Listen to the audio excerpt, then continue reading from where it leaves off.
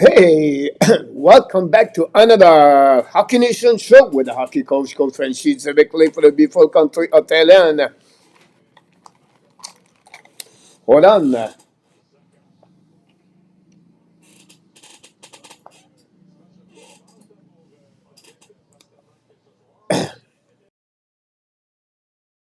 If this work, here we go. The mic is back. I forgot to turn on the mic live. Apologize for that. But, happy Monday night on the great January 26th, 2026. Hopefully an amazing, great start of the week. Ready to talk about you, Bleu Blanc Rouge, le tricolore, les habitants de Montréal ce soir à la Hockey Nation. I'm in really great shape and a great time for me talking about the Montreal Canadiens tonight. I don't know if you are like me, but this is a time to talk with great the reality behind everything. We have to be honest tonight. We have to go through the facts, not the hope, not the because. It's the facts I'm going to show to you tonight with many numbers I have for all of you. It's Friends Direction. We have a lot of great continents to talk about. And then, of course, Jim Beringer, the insider of NHL, going to join us live at 9 o'clock talking about what's going on. We just get a trade between the New York Islanders and the New York Rangers a couple of minutes ago. We're going to talk about that. We're going to get machine of rumor around the NHL from the Rangers again. The Seattle Kraken, we have the Edmonton Oilers, and many others, Vancouver Canucks. We have other things going on over there. So definitely, I'm going to talk about the great wave of the finger of William Nylander tonight. I'm going to talk about this with Jim Beringer. One is going to be with us around 9 o'clock p.m. tonight until 9:30. The Monday night, this is the time you have questions. This is your show. It's not mine. It's your time. So more people come to Monday night talking about Montreal Canadiens because we don't do a lot of show anymore about Montreal Canadiens. Why? Because they play too many games. And then we have to go with other things that go around. We did yesterday the NFL. Tomorrow we're going to go about the Montreal Canadiens versus the Vegas Golden Knights. Wednesday night, we're going to do an NHL weekly game. Ottawa Senator are going to get that week for NHL. Laval play tonight, by the way, the Rocket. And then we're going Thursday night, the Colorado Avalanche. Montreal play also Saturday, again, the Buffalo Sabres. Big, huge week for you, Montreal Canadiens. And how long? When the slip is going to stop for the Montreal Canadiens, the last 6 games, and I'm going to give you number, the facts, what's going on, and then you're going to tell me in the chat what you feel about that situation for the Montreal Canadiens. So that's the reason tonight, guys. I'm back again with the same subject I did a couple of weeks ago. Who do you blame? And I call this 2.0 because we talk about this. This is an old story again. For the Montreal Canadiens, I know we panic a lot in Montreal with 2 losses. This is the end of the world. It's not about panicking. Honestly, it's about we slip in the standing. I'm going to show to you guys the next couple of minutes the standing in NHL, the wild card in NHL, and what's going on with the Montreal Canadiens. So I don't know you all like me, but I'm fired up tonight. Ask me question. Ask me question. When Jim come here, ask him question. I'm going to go through this for the next 2 hours. So this is the place to be at the Hockey Nation. If you want to talk about the Montreal Canadiens or anything about NHL, this is what we do here. We have only 4 games in NHL right now, but 4 important teams of the Eastern Conference are played tonight. First of all, the Tampa Bay at home against the Mammoth. Tampa Bay last game, 8-5 against the Columbus Blue Jackets after they have a record of 14-0-1. Unbelievable. They lead alone. They slip with the Atlantic Division right now. And in this division, the Boston Bruins finally take the lead 3-2 over the Rangers. Boston Bruins are real. They show to the Montreal Canadiens during the weekend who they are, and they are going to go just better and better and better. They dominate the Rangers tonight. Just a question of time before they're going to give it the W for the Boston Bruins. Finally, the New York Islanders surprise right now the Flyers right now after almost at the end of the second period. It's 3-0 Islanders tonight again. The Flyers. Islanders just make a trade a couple of minutes ago. They got Carson Soucy for the Rangers in return for the third round pick, 2026, I believe. So trade between the Rangers, and you don't know this, in the history between the Rangers and the Islanders, this is only the fourth time they make a trade between both teams. And we know Rangers on the fire sale right now. They trade. They're going to make more trade. We'll see if happening with Lafreniere. We're going to talk about this with Jim. If you have any rumor around Alexis Lafreniere, maybe other Panarin, he looked like he gave a selection of the team he's looking for. So that's another Baylor is going to leave the Rangers. The Rangers going to select on the bottom three at the end. Can Kevin McKenna go to the Rangers? Interesting. So let's see what we got here on the chat, guys. I can't wait to talk with everything. Larry Lavallee back in the house. We did not see Larry Lavallee on the weekend. We miss you, buddy. I appreciate a lot at the Green Valley in Arizona. Thanks for being with us. PS, go to the ball hockey night. Hopefully, you're going to get a little bit later, mon ami. PS, thanks for the likes. Peter August back in the house tonight. Welcome back, Peter. Lot of blame to go around. Not any or one particular players. Ovizio, good morning, coach. Hello, everyone. Ovizio back in the house. Welcome back, Peter August. Young team will make rookie mistake, part of the development process. About that, Billy from Nova Scotia back in the house. Welcome back, Billy. Thanks for being with us. Nicolas de Gauby-Bonneau from Sherbrooke, de retour avec nous ce soir. Notre ami Hochelaga. The Lightning take the lead, 1-0. Darren Radish, 14th goal of the season, and power play goal, assisted by Kucherov and Guanzel. Radish, what a year with the Tampa Bay Lightning, guys. This is the one reason where they are today, the Tampa Bay Lightning. Radish, almost, I think, is the second or the third best defenseman with the most points since December 1st, if I can recall it properly. About that, closer coach on that one. The blame is on you. You coach, ça va très bien, mon Hochelaga. On t'a manqué beaucoup. J'espère que tout va bien de ton côté. And for the people in North, I don't know where you at, but the weather, the cold, the snow, and everybody right now talk about the big storm. And hopefully you guys, you save, stay home. Nothing urgent to get out of the house. I forgot to shave tonight, afternoon, yesterday, and this morning. You know, a lot of things I forgot.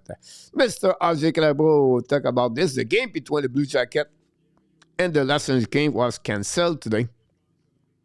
That's the reason right there. Merci. Thanks, RJ Calabro. Sunny day, gold minus 13 and Montreal minus 20 centimeter here for Oridio.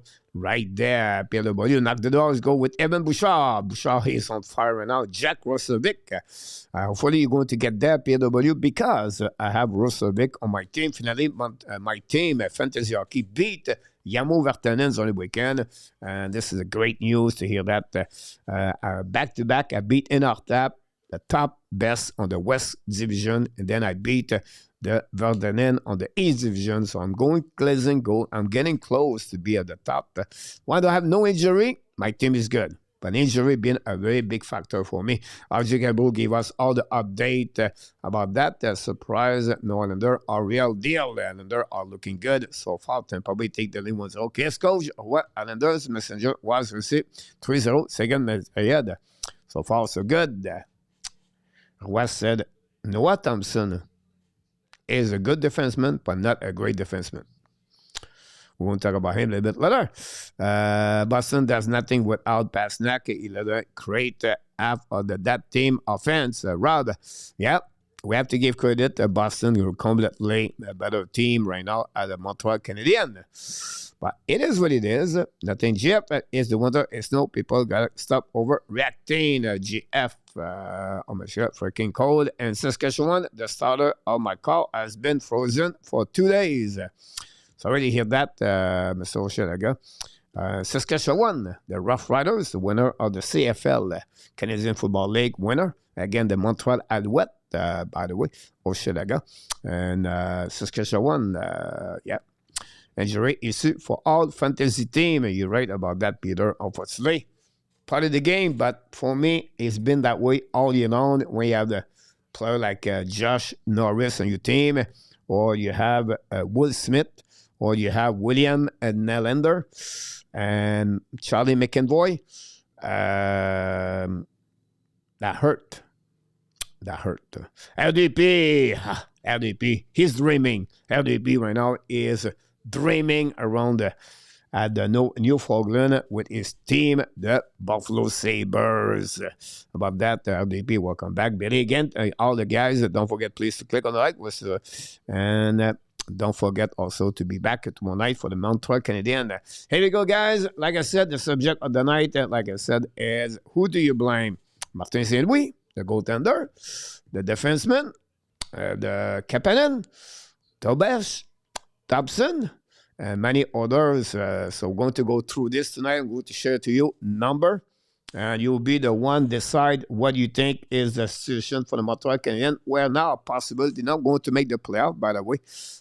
If Boston beat tonight the New York Rangers, they passed the Montreal Canadiens. We talked about 1 week ago, everybody 95 point, 98 point. 1 week later, we are out of the playoff wildcard almost. Unbelievable. And this is just the beginning because Vegas, Colorado, and Buffalo this week, and could be a disaster week also. If this is the case, Montreal will be completely out. Panther is coming 6 of the last 8 games. So other team winning, they cannot win in Atlantic Division, and they're struggling. And I'm going to show to you exactly the reason why it's not looking good over the and Montreal right now. Another 5,000 fine over there. Gunnar Strockman, welcome. Chekhov Fuller is good goalie, but he's just a young goalie. It was best to send back to Laval so can play more game. Yeah, you're right about that. He is right now play a good couple of good games. Sonny returning with Laval Rocket. Laval Rocket play tonight an extra game against the Calgary. I think the game starts at 9 o'clock Eastern time, if I can recall it properly. And I don't do the Laval Rocket, but we're going to follow what's going on with that team tonight. They won, I believe, Saturday 5-3. If my memory is good, I don't have Alzheimer yet. But hopefully, if I'm right about that. So what we do at the beginning, guys, we talk about one thing. So we do the headlines of the show at the beginning. And that's what I have for you guys. We're going to go right there and see what I prepare for you. I know some of you will be a little bit surprised, but it is what it is. I'm going to that question about this for this one. Not this one, but this one. Panic mode in Montreal today. And the last 48 hours is panic or not panic, you think, in Montreal or somewhere else? Are you panicking about the Montreal Canadiens? Are you concerned? Are you worried? What are your statements or what you're feeling about your Montreal Canadiens? And for me, panic or not, for the Montreal Canadiens, at the end of the day, this is a team when I try to go out of the old they create. Yeah, many things we can talk about this. We're going to talk about this a little bit later. Who do you blame behind everything? But I think we cannot be panicking right now, right? But we have to have a lot of concern on many categories for the Montreal Canadiens. And it's going to be very interesting. We know last season they made the playoff at the last game. They wasn't controlled at the end. The last 5 games, they could have to win more games and then they'll be in. And they have to wait until the last game of the season, game number 82, to make the playoff. Again, are you going to be upset if the Montreal does not make the playoff this year? Are you going to calculate this like an unsuccessful season for the Montreal if they are not in the playoff at the end of the year? How do you consider a good, successful year for you, for the Montreal Canadiens? We have a great year so far. We understand that, but is it a big concern for you for what's going on with the Montreal Canadiens? A very difficult month of January at the end of the day. And I'm going to give you again in the next couple of minutes what I feel about the number, the facts, and what we have to do. For me, I'm not panicking, but I have a lot of concern about the Montreal Canadiens. And we have to see how they're going to bounce back or what they're going to do during the week and go from there. So let's see what we got here in the chat. Larry N back in the house. Welcome back, Larry. Thanks again. Larry was with us yesterday, guys. He scored 7 goals. No, he did 7 touchdowns. Mr. Larry N, super chat yesterday. Thanks a lot for the contribution of you for the channel. During the game, we did a both game NFL yesterday. Very great to see that. Gary Conway, I'm fed up with the goalie situation. Gary Conway, welcome back from UPS. I don't know if you worked today, Mr. Gary, but yeah, I bet it was a difficult day on that one. Gunnar is a good goalie, but he's just young. There we go.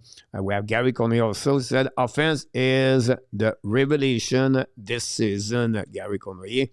Peter Guest never address second center situation. If you are not strong up at the middle, you go nowhere. Kapanen good, but not a second center for Peter August on that situation for Montreal. So, panic, maybe some fans on social media today, guys, was all over Montembeault. I think the Montembeault honeymoon is over.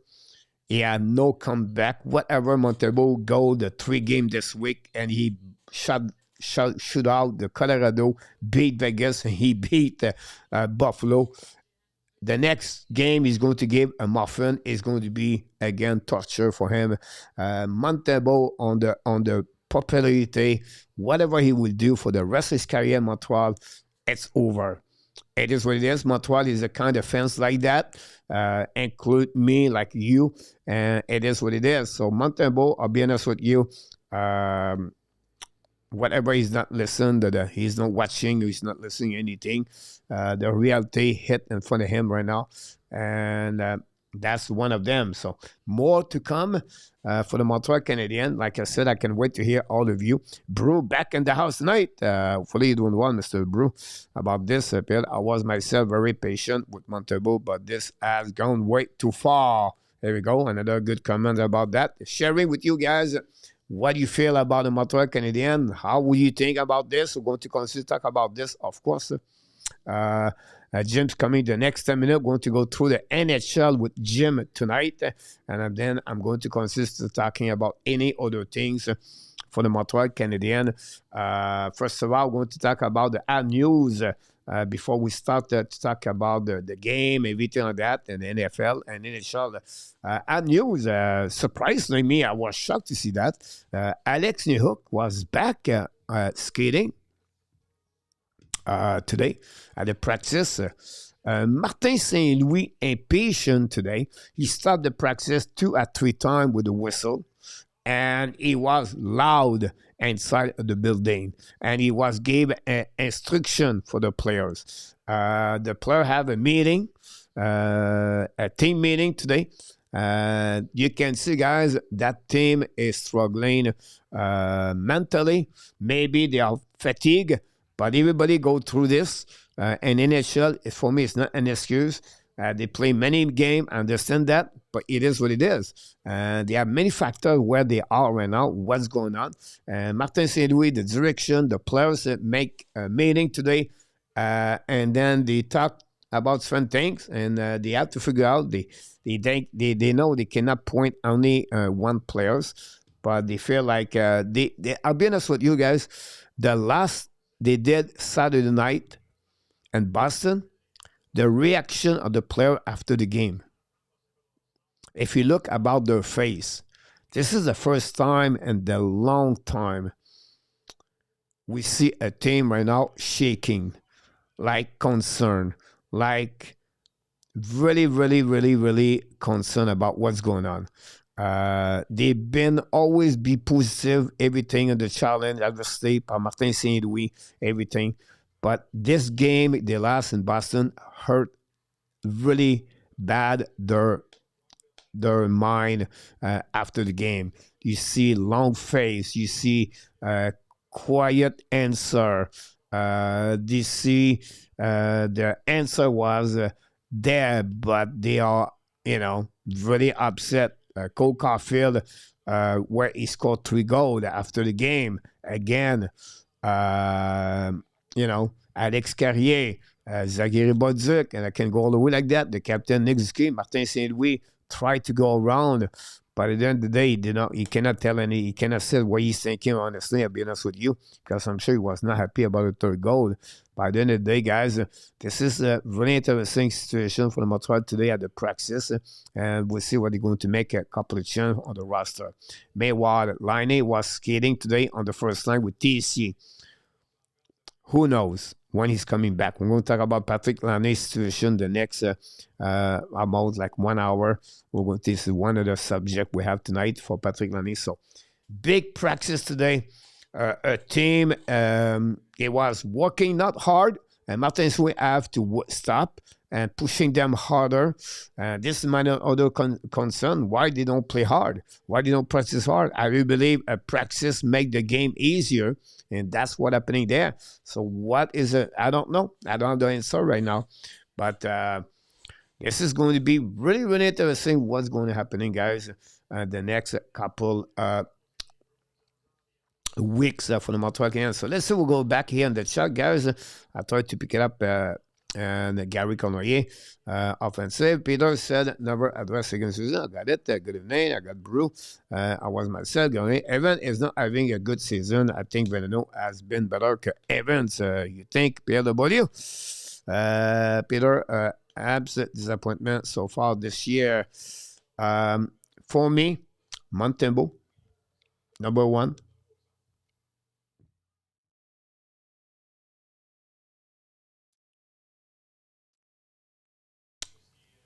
Jake Evans, number two.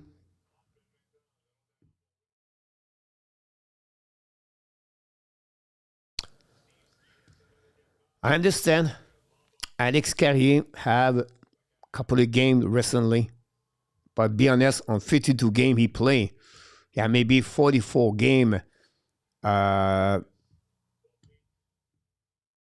I understand his heart. I understand how he play hard and he tried his best, but it's not Alex Carrier we did last season. So I'll put a little bit lower at Evans, Alex Carrier there. I'm going to be hard on that one. I understand it's Brendan Gallagher. Now, the effort is there, is tried our best he can, and we love Brendan Gallagher, but 4 goals this year, guys, and he played on power play unit number 2. They gave him 30 minutes per game. He scored 21 last season. So we have to be honest with you. Now, it's not like Montembeault, but I think I was expecting more for Gallagher. Otherwise, that's pretty much what I'm thinking. I'm a little bit more surprised about that. But disappointment, that's maybe I have right now. Maybe forget one player, but that's what I got right there. What's up, Mr. Wolf? Welcome back, Barry. Team meeting, that is not good about that, Rob. Evans season, he has played 5 games. Rob, no, Jake Evans, guys, he was hurt. He played October, November, and then he got hurt at the beginning of December, and he missed 5-6 weeks.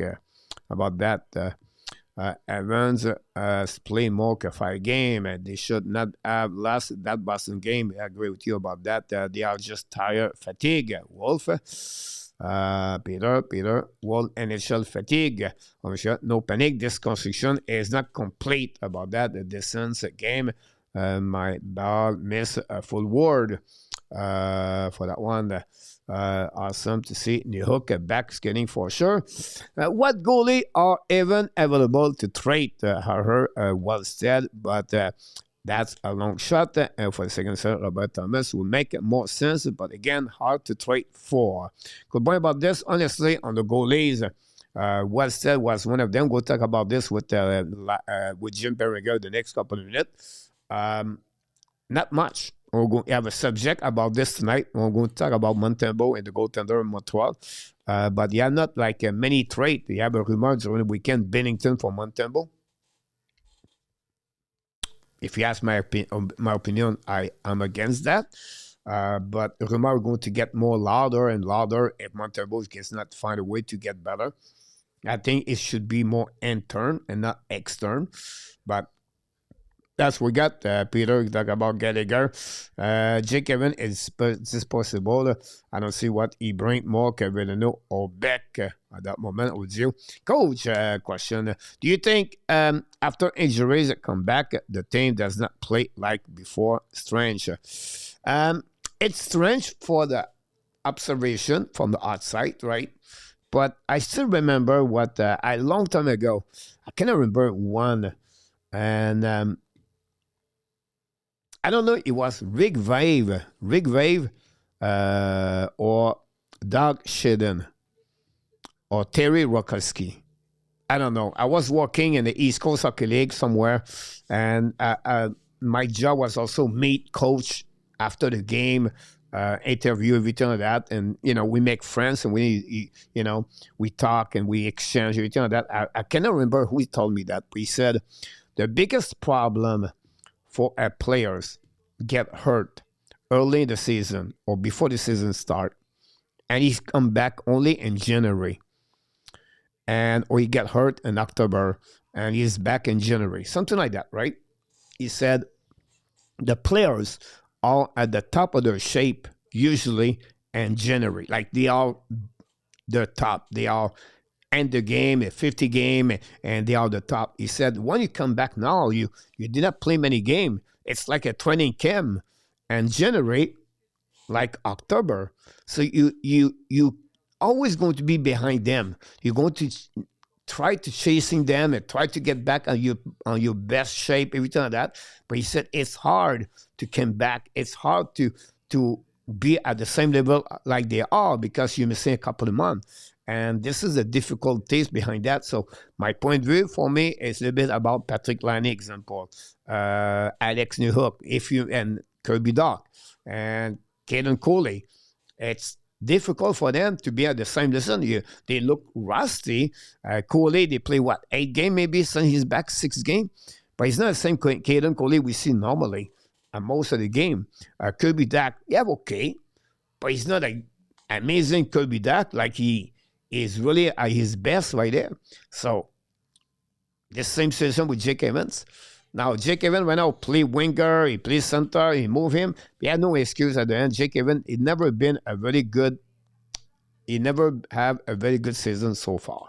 So, good point about that. When you talk about all the something like that with you, PK St. Evan is back 47%. One Dano arrived, and he was out at 83%. About that for this. I would not blame only Jake Evan guys on the PK. It would be not fair to blame Jake Evan on the PK.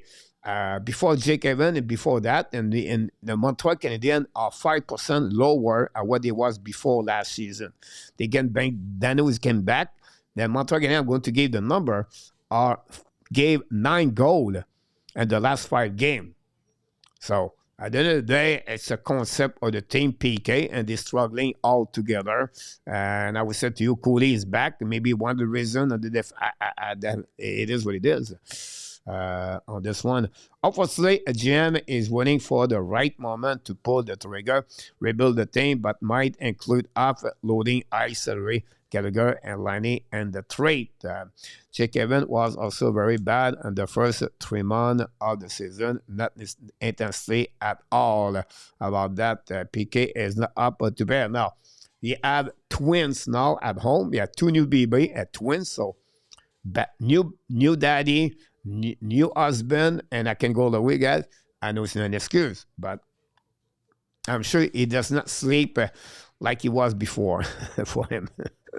About that, Rob, I don't have much panic. I'll be honest. Team is looking great. If they add a better goalie, Montembeault, they will be leading the division for sure, fighting for the top 3 in the league for Rob. So no panic for him, and that's okay, guys. I'm not here to defend your statement or your opinion. That's what we are here. We're sharing and we exchange, and that's what happening, guys, on this one. Smash that like, run with Kings. Welcome back in the house. Laine was present with Suzuki and Caulfield today, yeah, and switch with TC on the line, bro. Thanks, all good. Thanks so much. Run. There we go. You do a keep between Evans and Veneno. Who do you keep between Evans and Veneno? Now you talk about a 29 years old versus a 25 years old. Um,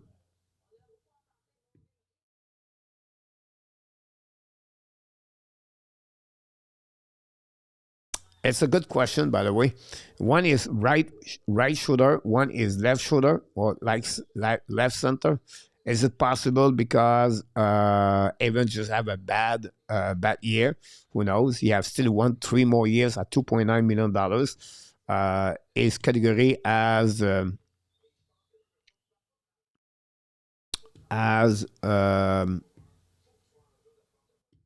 center. So good question. Honestly, they will give a little bit more time for Jake Evans. That's how they trade their players. But I don't have a really preference player right there.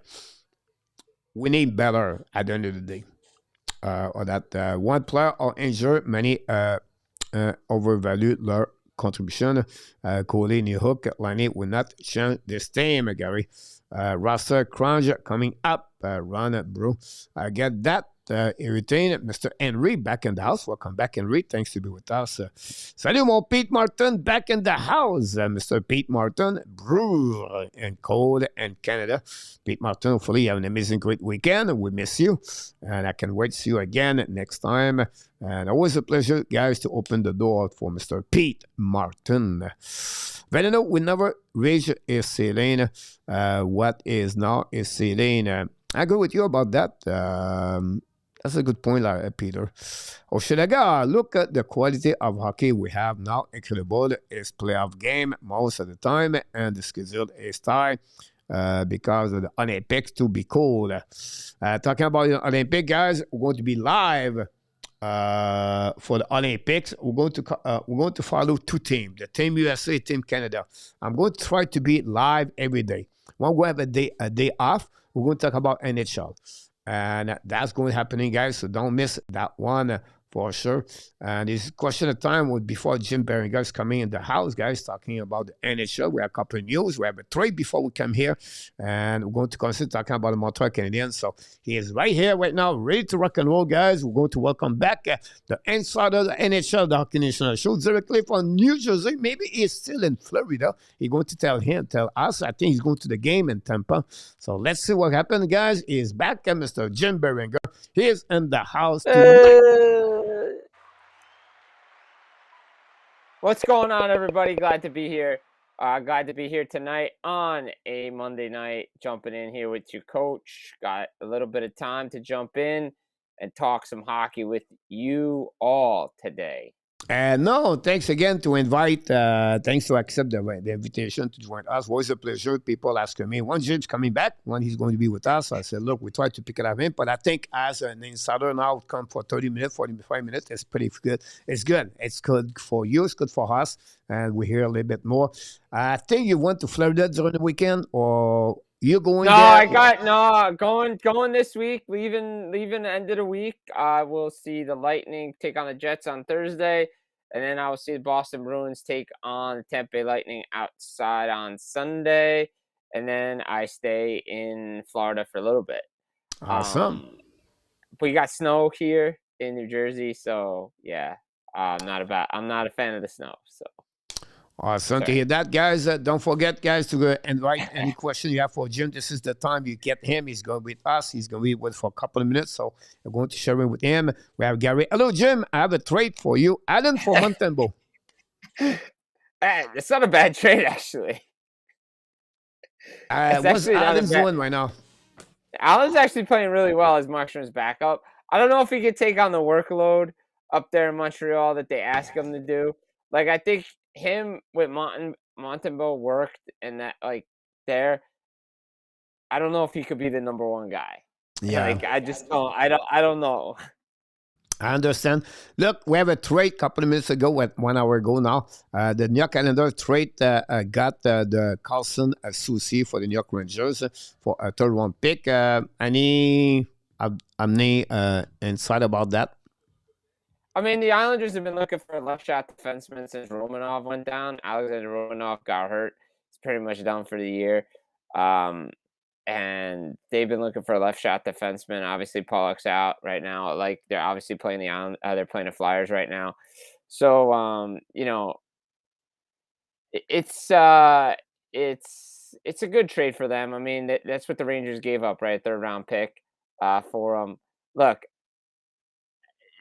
am I going to be actually serious about that trade? No, but I think that's the only way you're getting Allen out of New Jersey because he's not leaving. He just signed a 5-year extension. I like to have fun with the audience. Would I really consider it? No.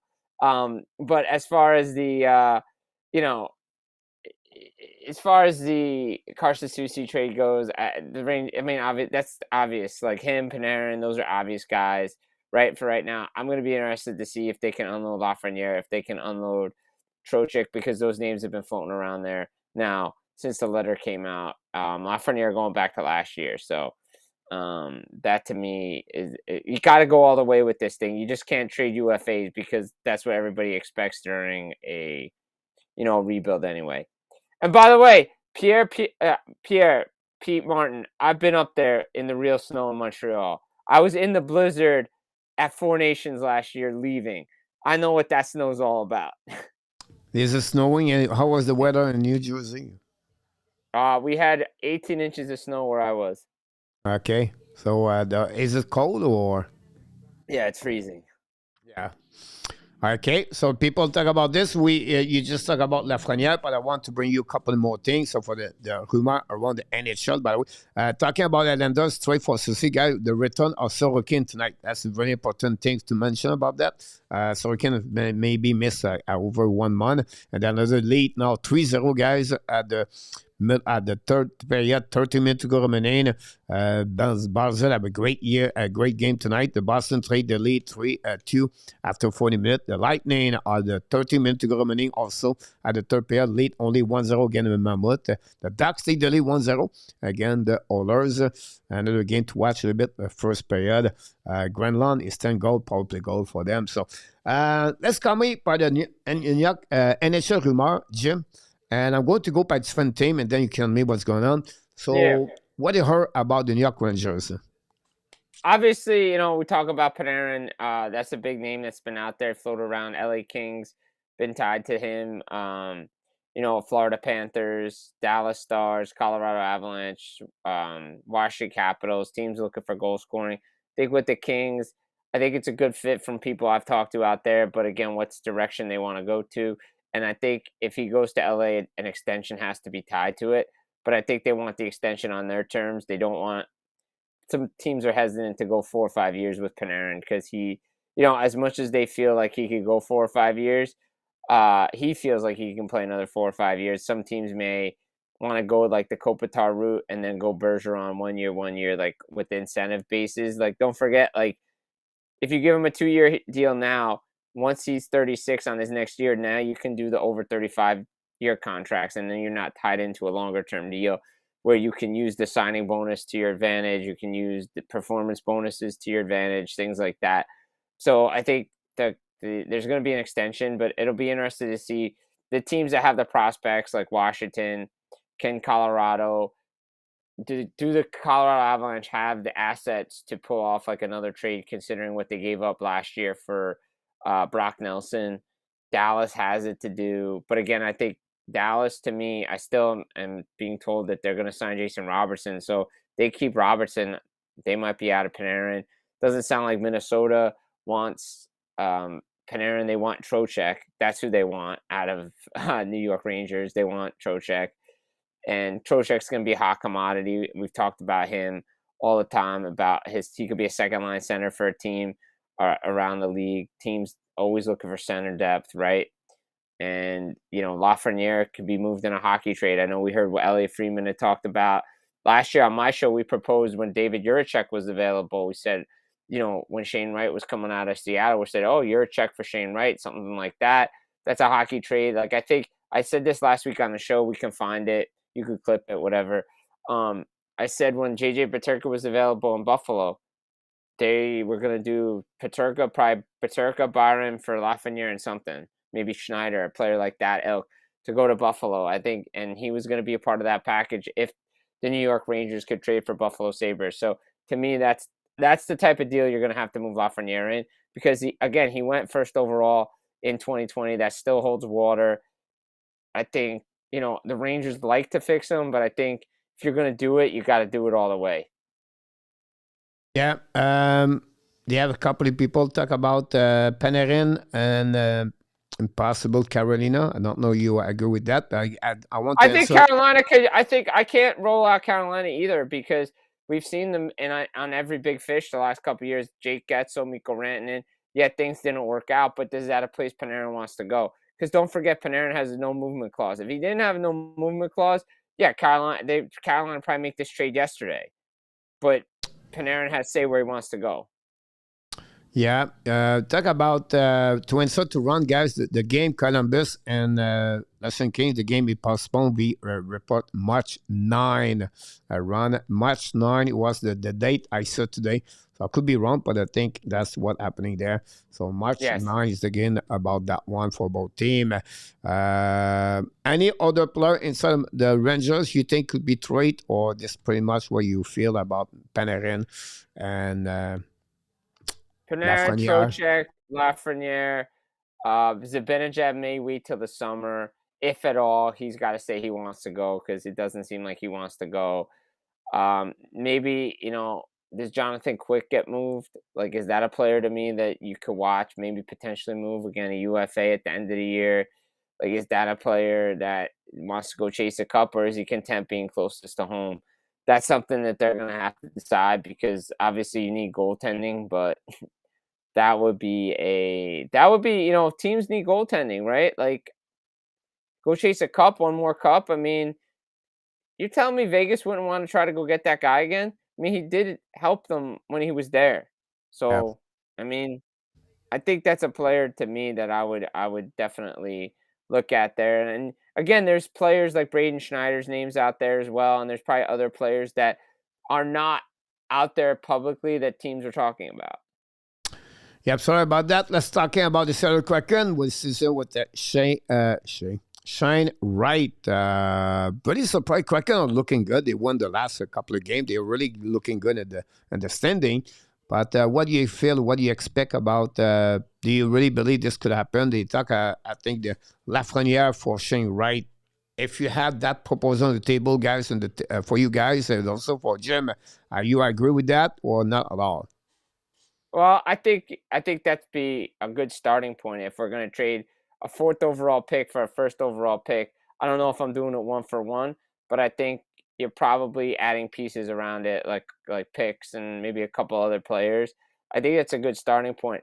I'm very surprised that Shane Wright's on the table, but again, the coach that coached him in the minors, the coach that was only there for a year, he hasn't been utilized the right way. Maybe he just needs to change the scenery in Seattle. Again, Seattle's done a lot of things backwards since they've come into the league, not to knock on Ron Francis and things like that, but you didn't go after goal scoring. You kind of focused on D. You got players that are available. Jamie Alexiak's out there, right? Jared McCann, people have been calling on. Elvi Tolvanen needs a new deal. Like, those are guys that teams could go after right now, right? And I think those are guys that, if Seattle falls out of this thing, they could start some movement here. Do I think Shane Wright to New York would be a good idea? It all depends on if Vincent Trocheck's still on the team, right? Like, if Vincent Trocheck gets moved, then yeah, Lafreniere for Wright kind of makes sense because you're bringing a center back, which is more valuable. I think it's got to be a hell of an offer to move Shane Wright, though. Like, if we're being honest here, 4th overall pick from a couple of years ago, like, he needs that's still a valuable player. Yeah, look, I think it's the reason Kraken could trade Shane Wright, I believe, I could be wrong, they have a lot of center and, like Catton and they have McCann. The center line with Stephenson, they have already. And they can use also, of course, Matty Bernier. So that's possible. Depends what you get in return for Shane Wright. They're not going to get nothing. I think Lafreniere for Wright, I think is good for Kraken. If you have a couple of pieces of the puzzle, make a bigger deal. But I think this is a good way for them. I don't see both of them doing Lugos, something like that. I want to talk about the biggest news today. It was honestly well said for the Minnesota while. I can understand their move. They really believe at some point you cannot get, Nashville decide to do the same thing with Saros, right? They keep Saros, they give him a 8-year good deal. They trade Askarov. Minnesota look like they like what they see for Gustafsson, and they believe he's going to be the goaltender for the next X year. And with the money they give to get Kaprizov, this is I think that's the window is closing, but they believe the next 5-6 years, when Minnesota have a good chance to make maybe 3 years for them, honestly, maybe. But to get Wallstead in return, I think they can get something big, and they get maybe the all they're looking for. They know they're looking maybe for another second center. But how you feel about Wallstead on the market? I mean, look, I know you have to give up something to get something. Me personally, I still have amnesia from the Boston Bruins giving away Linus Ullmark and losing that tandem, considering how valuable goaltending is around the league. I understand it if they want to bring in a goal scorer, want to bring in a center to a team that doesn't have the goaltending, that's fine. But this isn't a player that, if I'm Minnesota, I'm sending to New York for Vincent Trocheck. Like, I'm being honest. Like, they have Igor Shesterkin. Wallstead will be in the same position that he is in Minnesota. At that point, you might as well just keep him and try to trade some of your other prospects and picks. If he's really available, then this is a player like Montreal, Edmonton, teams that really need goaltending need to go get. But I think the Minnesota Wild will regret it if they do it, even if they get the player that they want, because of how valuable it is to find a goalie. Does that if make you sense? trade Trocheck, that's a good starting. Who do you trade with Trocheck for Wallstead? I think 1-1 is not good enough. I think they but I'm to saying, but what I'm saying is Wallstead to the Rangers doesn't make sense to me because Igor just signed his big deal. So he's going to be in the same position that he's in Minnesota, and at that point, might as well just stay in Minnesota, right? Like because I can probably figure out a couple other guys that can move off my prospect pool to get that. But if he went to Anaheim, not Anaheim, he went to Edmonton, maybe a Montreal type place, a player that needs a goaltender, even if they're trying to get the player that they think they can get, I would not be shocked if he would be moved. But again, it's got to be the right price, got to be the right player, because unless they have a goalie in their system that they really like, they just brought him up. They just got him up. Yes, he's been there when Fleury was there, but he has taken the next step to be an NHL goalie since Marc-Andre Fleury retired. I would be very hesitant to be getting off this tandem right now. Yeah, could be very good to have a well-studied team. Many teams looking for a good goaltender. So look, I'm going to say this right now. Boston's regretting letting go of Ullmark and Brandon Bussey right now. Yeah, you're right about that. in San Jose, he could have been in Nashville. If you do that to Wallstead, I think Minnesota's going to regret it. It's the whole long term, right? So you have to be careful for that, for sure. About this, we have a few people knock the door. We have Nikki, Jim, 1 minute. Nikki Oshiraga, Cat and Rats is in the house. Jim, Kirby is going to join us live for a 4 minute, a couple of minutes with you and me, if you don't mind. To talk with Kirby. I know you've been with Kirby a couple of times. We have King back in the house, Oshadaga, Roger, double Roger, Bouchard, and Roger Delaney is in the house. And then we have someone else, Nikki, I said, Roger Delaney, I bid it also. And if I didn't say hi to you guys, we apologize, but want to say thanks to be with us. Any question you have to know for Jim about is... about NHL, please let us know. Islanders just scored a goal, 4-0, guys. Islander, Pajot, second goal of the night. And then Edmonton tied the game. Power play goal by Hyman. His 21st goal of the season for Hyman. Hyman has had a really good year so far. With Oilers, he started the season in November. He had already 21 goals. We know 2 years ago, he scored over 50 goals with the Edmonton Oilers. So we get to Minnesota. What about any other rumor you're thinking? Or if you want to talk about Calgary also, Vancouver have another bad news today. They put 2 players on the ER. One of them is Bowser for the Vancouver Canucks. And this is not good for them. And then what you hear around the NHL, if you don't mind, then we can move on with other things. Yeah, so Calgary, I think everybody's taking an eye on what they're gonna do with Blake Coleman and Nazem Kadri. I think Calgary just wants to reset everything right now. I know those 2 players are getting a lot of interest in. I wouldn't be shocked though if they move a guy like Ryan Lomberg out to go play on a team just to go win a championship. Could he go back to Florida, Tampa, a place like that? Like I think a team in the contention could use a player like that. I think that's a player I'm watching out of Calgary, but I think when it comes to Kadri and I think when it comes to Coleman, both have some say. I think both feel they could still be a solution there. We know Calgary's going in a different direction. Do they get their yes offer? Right? You saw it with Quinn Hughes. They got the package they wanted. If a team comes to Calgary for Blake Coleman, for Nazem Kadri, with a yes offer that makes me think about saying yes, it's too good to be it's the make me an offer I can't refuse type deal, then the Flames are going to have to entertain it. I'm still not sold he gets moved before the break and or the deadline, but I'm not sure how long Nazem Kadri's for the Calgary Flames.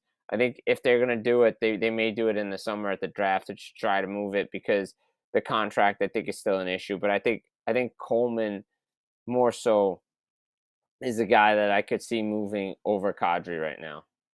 You're right about that. Mark, welcome in the house.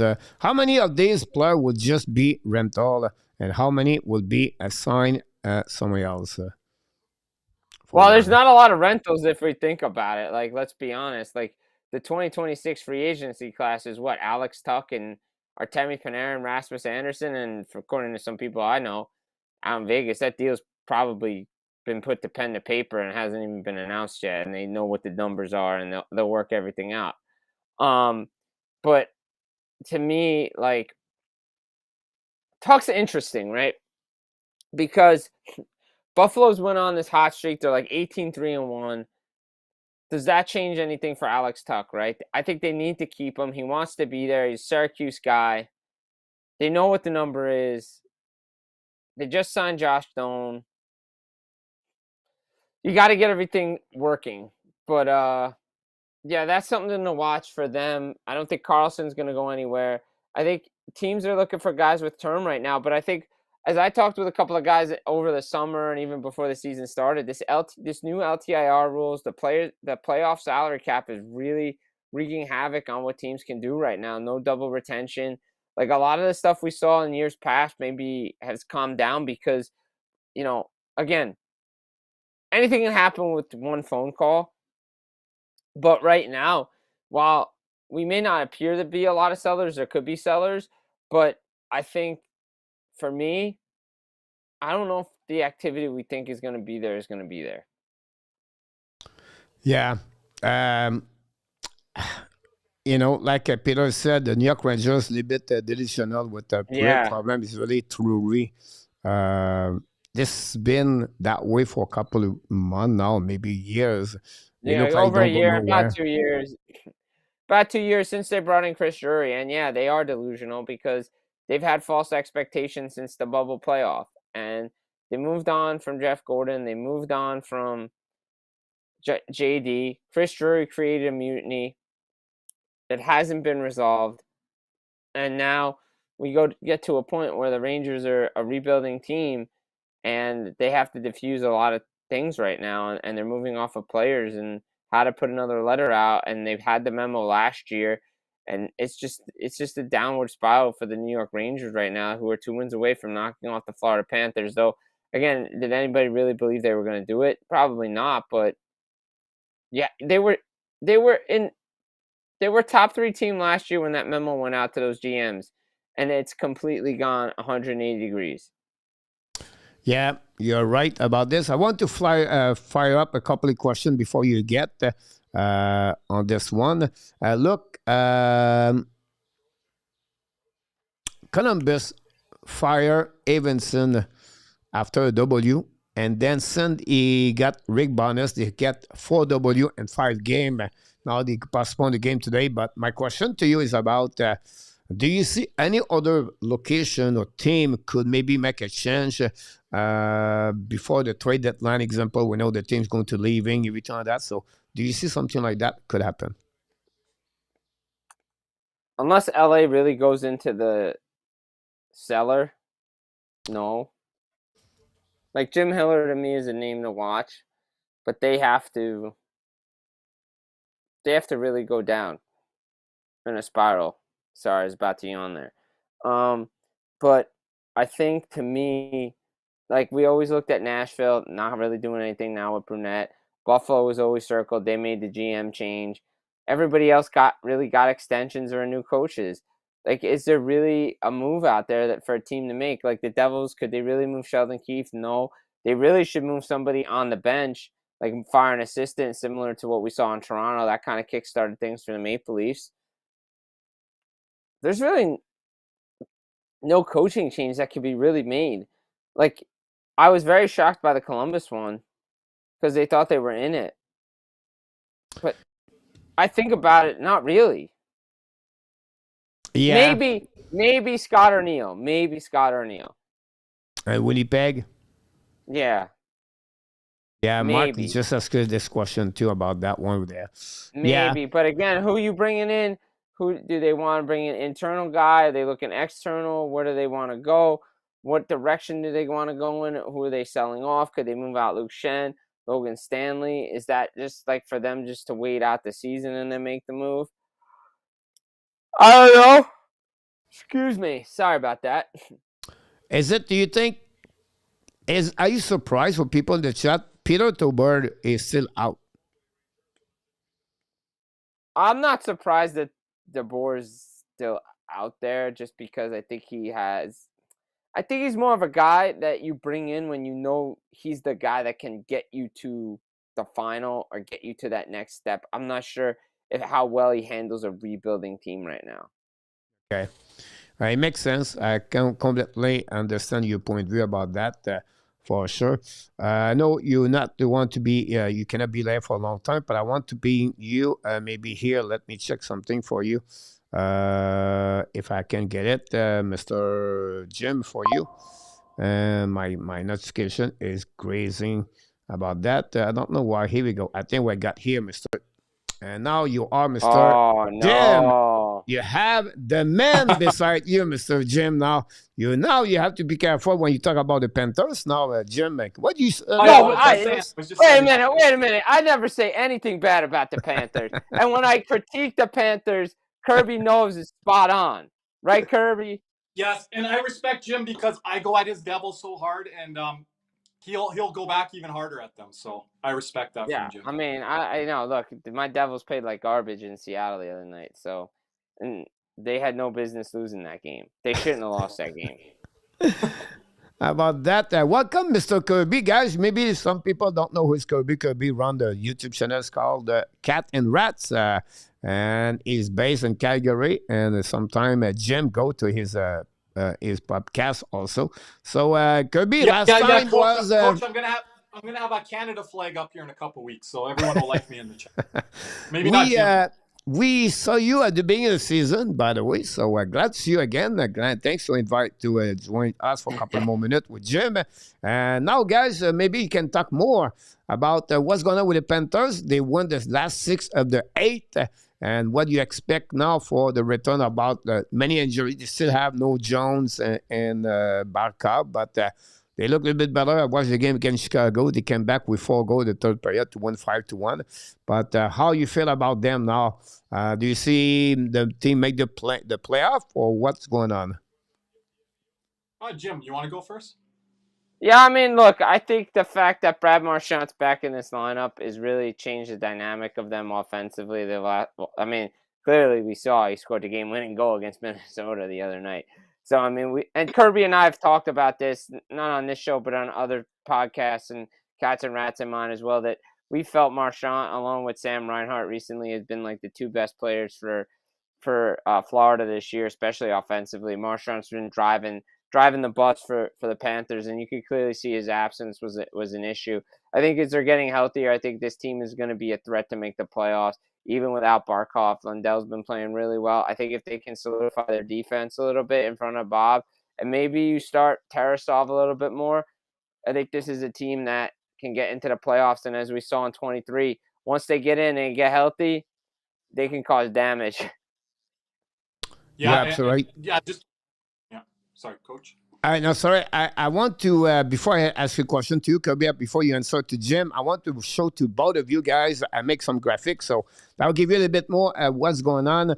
The Atlantic Division, guys, you can see Detroit 69, Tampa 68 for 3 game in hands. They have 2 minutes to go remaining, 1-0 and out. Buffalo 63, Montreal 63, 52 game versus 51. The Boston play right now 62 points, both teams winning, Tampa and Boston Bruins. The Panthers are 59 and the Toronto Maple Leafs are 57. But Kirby and Jim before that, this is a bit more the wild cards going on over there. Montreal, Boston, Florida, Flyers, Toronto, Washington, New Jersey, and Columbus. New Jersey for Jim, Panthers for Kirby. So now I'm going to bring to you guys how you feel with maybe what 30 game to go, maybe 28, 29 from some of you about your own team. So we'll start with Kirby. How you feel about that situation with the Panthers? We see the standing right now. They are approximately 3 points of the playoff with 1 game in hands. Yeah, Coach, love the community. Looking at the chat here on the side, and it reminds me of last year. Like a lot of the Canadian media, I'm up here in Canada, Sportsnet counting out the Panthers against the Tampa Bay Lightning. They were doing series preview shows, and all they were talking about was Tampa Bay. And I'm like, wait a second here, we're the defending champs. And because of how taut Tampa Bay was down the stretch and the injuries the Panthers had last year coming into the playoffs, a lot of people aren't talking about that now. I know we have Barkov this year and Kachuk missing our 2 key guys among many others. But the Panthers just came into the playoffs and said, we're ready to go. Now, yes, like your chat says, we have to get into the playoffs, but I'm not worried about getting into the playoffs. Some of these Metro teams that Jim can talk about, I know what Buffalo's doing right now, Boston's doing. You guys have slipped down a little bit, but like I said, Montreal's going to be top 2, top 3 all year. For most of the year, I would say, was my prediction coming into the year. So again, I'm not too concerned on that. We're finding our game right now, getting guys back into the lineup. The one main concern I have, and I know Jim knows this because I talk to him about it often, is do have to add a little bit of presence on the back end, a little bit of physicality, maybe a defensive defenseman. Right now, though, Bjornfoot's playing well, Belinkus is playing well. I think those are temporary guys. Jim mentioned as well Tarasov. Yeah, sure, you can get some more starts, but I don't think we're getting into the playoffs without Bob. A lot of our fan base right now wants to see Tarasov run with the net like we've done in the past with Alex Lyon, and to some degree, not as much with Anthony Stolarz. So our fan base is going down that path again. But I think Bob needs to round into form here. I'm confident that he will. And the teams above us, a lot of these teams don't have experience, Coach. And I think Paul Maurice, he isn't panicking. I wish Bill Zito, our GM, would have a little bit more urgency. But when he makes a move or two here, have to see the Barkov situation. I know Jim mentioned Trocheck. I think, if there's news on Barkov that isn't good, Zito's going to go address that center position. You got, Kadri out there, Trocheck, other names as well. I think Zito will worry about making the move now and then figure it out later in the summer. And again, Bob's money comes off the book this summer. That's $10 million there. Jim, your hands are back now. What do you think? What you said? I mean, I think the Panthers are a playoff team. I don't think the Devils are. I don't think the Devils are a playoff team. I'm going to be honest. Like, they're so inconsistent. They don't play the right way in front of their net. And look, people around New Jersey can hate me all they want. They think it's too easy. They think it should come easy. And they don't embrace the hard. And yesterday was a prime example of that. You shouldn't be satisfied with just going 3-1 and a road trip or want to get home after a long road trip. Go sweep the road trip, go home, and go handle your business. You should beat this team like Seattle. Did they take them lightly? If they did, that's a problem for a team that's on the outside looking in near the bottom of the Eastern Conference. Mentally, I think they thought things got easy during that 22-23 stretch when they had like points of 16 straight.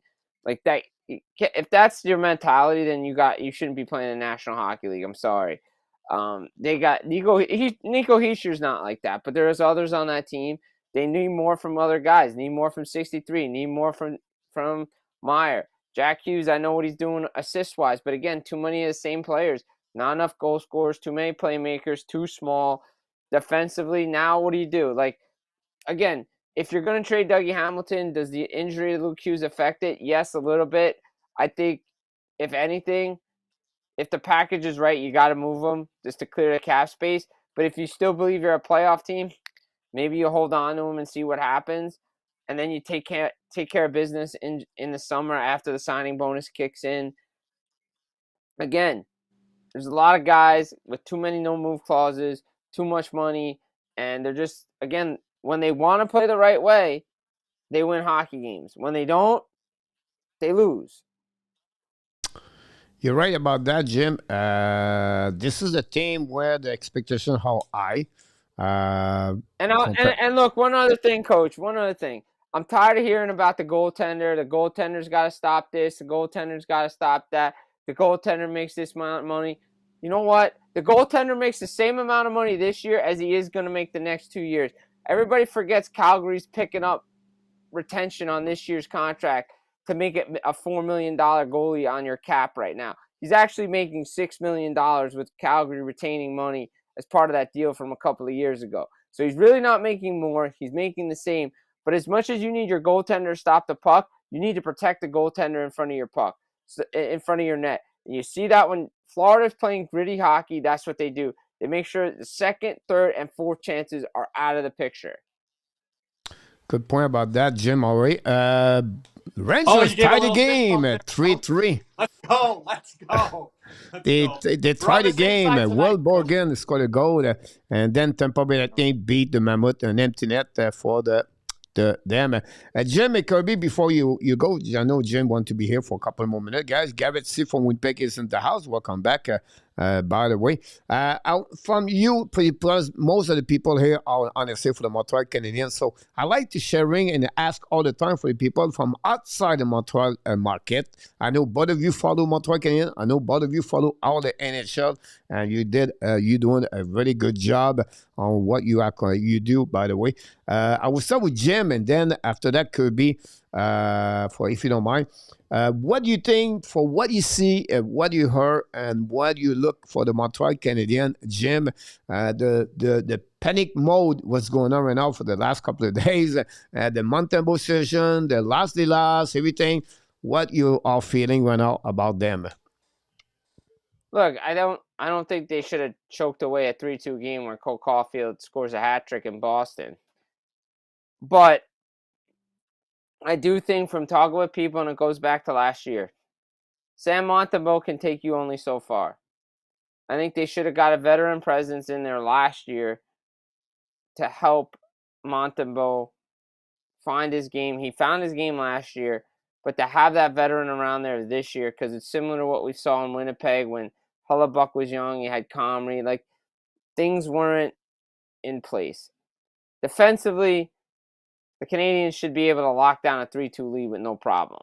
Even in today's NHL, you should be able to solidify a lead when you're owning a team like the Boston Bruins on a Saturday night in Boston against your rival. They still need a little bit more size. They should bring in somebody for their top line. Still need a second line center as much as Kapanen's playing well. They still have some needs, and I still think they're going through that process, but they're in this stage where they're building now. They're out of that rebuild phase. They're getting into trying to be a sustained playoff team, which I have had them as a playoff team this year. Kirby has them as a playoff team. I think they have a good group of players. They just have to figure out that back end. Let's see what we can do there, and maybe bring in a veteran goalie to go with Montembeault, because they got to get a save. I get it. I don't want to beat up on the goalie, and I know there's a lot of panic mode, and this is what happens. It's overreaction because it's a couple of days. It's like Toronto with William Nylander in the middle finger. Big deal. So what? He flipped the bird to the camera. Big deal. You know what? I think he's getting tired of just being out of the game. But go find somebody that can help Montembeault alleviate the pressure. Because what happens if he wins 4 straight? Then everybody's going to be like, oh, the next coming of so-and-so. Just take along with the process, like Kirk Signani. It's not about the results. That's a distraction. It's about the process. Just play the right way, and you're going to win hockey games. That's how I look at it. Kirby? Yeah, Jim and I philosophically are on the same page there about the process, not about the result. And that's something I saw last year in our Stanley Cup defense. So again, I think Montembeault came back against Florida. He won his first 2 games back, and I know what they were working on him with, those long range shots, those shots from the point, puck tracking, different things like that. That's where our goaltender Bob gets into some of that trouble as well. I don't like teams that go with 3 goalies, but your situation, coach, with the 3 guys you have and the goaltender of the future, Likely and Fowler, I don't mind it right now, seeing how it plays out. If Montembeault struggles again, I think you really have to lean into Dobes and then go with Fowler and kind of run with that as your 1-2 tandem. But I don't think it's the worst case scenario in the world with that situation with the 3 goaltenders. I like what you've got. Buffalo's doing that right now with it. I think, isn't Buffalo doing that right now, Kirby, with their 3 guys?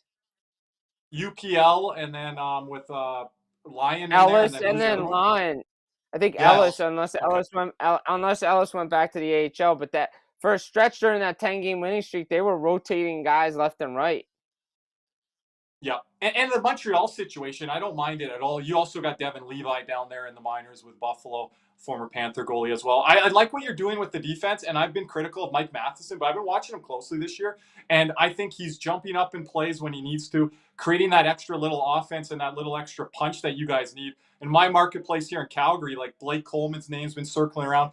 And my coach, Cody Stevens, always mentions about Montreal. They need to add some of that defensive presence, those 200-foot players that you lost in this past offseason. But your first line, again, I'm such a big fan of Suzuki. And then, Slafkovsky moving around the lineup now, Caulfield staying up on the top line there. But you can always put those guys back together. Coach, you know better than me if they've been apart here for the last little while here. But again, that line, I think you can run with that line in a playoff situation or down the stretch. You want to kind of have a variance with your lines to be able to create enough offense and everything there. But again, the PK guys, I think they've come through a little bit better this year than I thought originally coming into the season, with you guys losing some of those big names there up front that were eating a lot of PK minutes for you last year. So again, I said this year just have to be kind of middle of the pack on your PK, and if this unit can be top 10 or right around that for power play, you'll be fine. And I think they're playing the right way under Martin St. Louis 5-on-5. You're going to go through your peaks and valleys, but Jim, you and I do around the NHL all the time. Every team is doing that right now in the league with the condensed schedule leading up to Olympic break. Guys like William Nylander, his mind's all on the Olympics up in the press box there for Toronto. So, everyone's looking ahead right now, right? So, yeah, and I think that's it. I think you're seeing that in Ottawa with Brady. I kind of feel like you have that with Matthew in Florida too. They're kind of just, you can feel it. The Olympics is just right around the corner, and everybody just wants to get to that right now and be in one piece. Good point about that. I know both of you are leaving soon. I want to give you one more question for both of you, and then you can go. I start with Kirby on that one. With the situation with Panthers, we know they are out of the World Cup right now. They are very close. The injuries coming back. The Olympics coming, and then after that, you have the trade deadline. And then what your expectation until to the end of the season? Do you see some kind of move? Do you see the Panthers make the playoff? And what do you think Zito always get, a magic pill to figure out everything and to find another player? Do you see they're going to have targeting specific players for the Panthers? Yeah, I'll keep it clean here, Coach, but like Bill Zito always says, kind of F them picks, right? So the picks that we do have, we're going to use that for trade capital. Right now, we have a youngster in Samus Vilmonis who moved up to the second line last night with Matthew Tkachuk and Sam Bennett, had 7 hits in the game, playing really well. If we ask him to play 9 minutes or 18 minutes. So some fans are wondering, hey, is this a guy for the future, or is this a guy they're trying to showcase in a trade? Mackie Samoskevich dropped down to the 4th line yesterday. He's been trying to find his way. He finally got a goal, his first goal in about 25 games. So he moved all the way down to the 4th line. So we're trying to implement some of these youngsters up front, these forwards, but I'm wondering what they're going to do in a trade. And I saw someone mention in your chat here, Coach, Zach Whitecloud of now the Calgary Flames. I would love Zach Whitecloud, or a guy that Jersey Jim's very familiar with, Kevin Ball out of Calgary. So these are names that we've reported on. Jamie Alexiak, Mario Ferraro in San Jose I think these are the names that Bill Zito's looking at to kind of strengthen that back end there with the injuries to Seth Jones and Dmitry Kulikov, and then also not depending on Tobias Bjornfot, who had 2 goals last night, and then Uvis Belenkas, who's been in our top 4 playing pretty good hockey, running our power play 1 currently.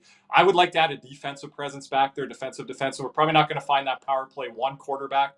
Hopefully that's Seth Jones when he comes back. You hope Aaron Ekblad can produce a little bit more offense from the back end as well. But I think if we get that back end in order, get a little bit of health, hopefully Kulikov starts skating maybe post-Olympics. I know it's slow right now from the reports that I heard. Seth Jones is going to be missing the Olympics. So those are 2 guys that eat up a lot of minutes back there in that Paul Maurice trust. So I think we're going to look for something there. And maybe at the 4C spot as well. They're trying a few different guys there. Cole Schwent, Luke Cunnin as well. I think that's a position that Bill Zito can upgrade at the trade deadline. And then the big question mark is the health of Alexander Barkov.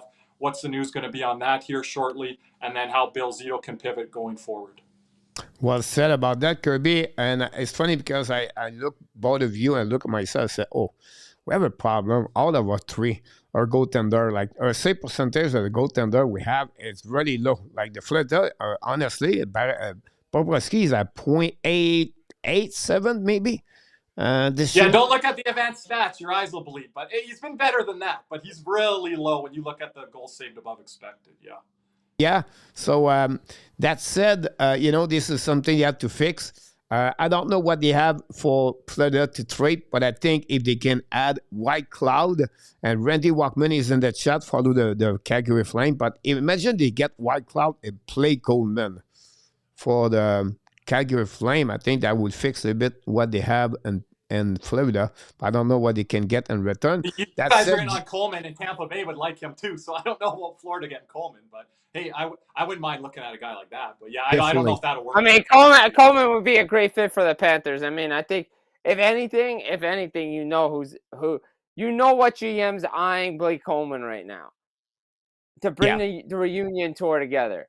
You know what. There's 2 general managers that are eyeing Blake Coleman right now. One guy resides in Kirby's rivalry in the state of Florida, but Kirby's in Calgary. So the one GM is at the Lightning and the other guy's in Dallas. Yeah. Do you think, Jim? I don't know if you freeze right now. Okay, you got it. We talk about. Is that on my end, Coach, or is that more on Jim's end? I've been getting some. No, it's on my end, I think. Okay. Peter August talk about the how soft is the Devils a little bit early in the chat, everything. That's my last question for you, Jim.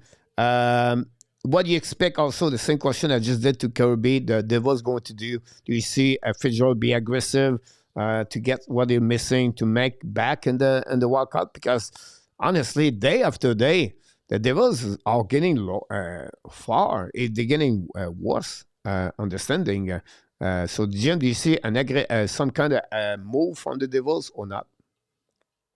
It's $1 million question because if they keep falling out of this, they have to be considering themselves a seller, right, Coach?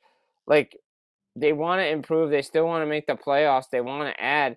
But is Tom Fitzgerald just going to be conservative like he's been and say, well, injuries is going to play a role here because Luke Hughes is out at least through the Olympics, maybe longer. They're going to try rehab now on his shoulder. If that doesn't work, he's going to go under the knife. Like, that frees up your space to do stuff, but they still trying to move Hamilton, but that's cooled off because of the injury, which, again, is that the right decision? Do they try to move Andre Palat and then try to add something? But St. Louis has high prices for everybody. They don't want to pay the high price last year. Tom Fitzgerald talked about, I'm not going to be afraid to move players now and move things and futures. Well, it takes 2 to tango. It's tough because there's not a lot of sellers out there. Your need is goal scoring, but Nashville's better. This team's better. Like, there's really not a lot of movement anywhere, and you're going to have to make a hockey trade. But in order to add salary, you can't retain any salary on Palat or Hamilton or whoever you move. I don't know if they're going to actually do anything, to be honest. Like, I'm really not sure at this point. Like, do they believe that if you just say, all right, we'll just ride it out and figure it out in the summer because we're just not good enough to make the playoffs right now. Does Ottawa become a seller? I mean, hey, tease for everybody in the audience. Go check out Full Press Hockey because I had Julian McKenzie on from The Athletic today. We talked about that exact question about what the Ottawa Senators would do at the trade deadline, and it all comes down to the next stretch of games for them. It's very interesting when you think about that because, we had 3 teams like Montreal rebuilt a couple of years ago. New Jersey did it a couple of years ago. Florida did it a long time ago. And I think for me, if Tom Fitzgerald continues to be conservative, this team is still rebuilding and is not the true contender that everybody thinks it is. It's just like Ottawa, Detroit now finally get it. Usually been to playoff 2 years ago. It's just harder and harder to be constantly back in the playoff year after year when you rebuild. It's up and down. Hopefully, Montreal going to get this bombs now. But this is a great example for me. Ottawa, Detroit, now finally Buffalo get there. But New Jersey is a great example there where they have a lot of picks the last 7 years, and they make some change, they bring some players, and the chemistry never been there. They try to build. I think Fitzgerald overall he did a good job, but to be there every year, it's difficult. People forget, Coach and Jim. Vegas had trouble almost making the playoffs after they won the Stanley Cup over the Panthers. They were having an identity crisis down the stretch, and then they got bounced by Dallas, Jim, in the first round. So, they were having trouble just getting in. Yeah. So, it's not easy. And Toronto's going through their identity crisis right now. There's a lot of teams that's going through their identity crisis right now. New Jersey's one of them. Toronto thought it was going to be last year, but it turned out to be this year. And Craig Berube's getting hurt in the gym for some reason.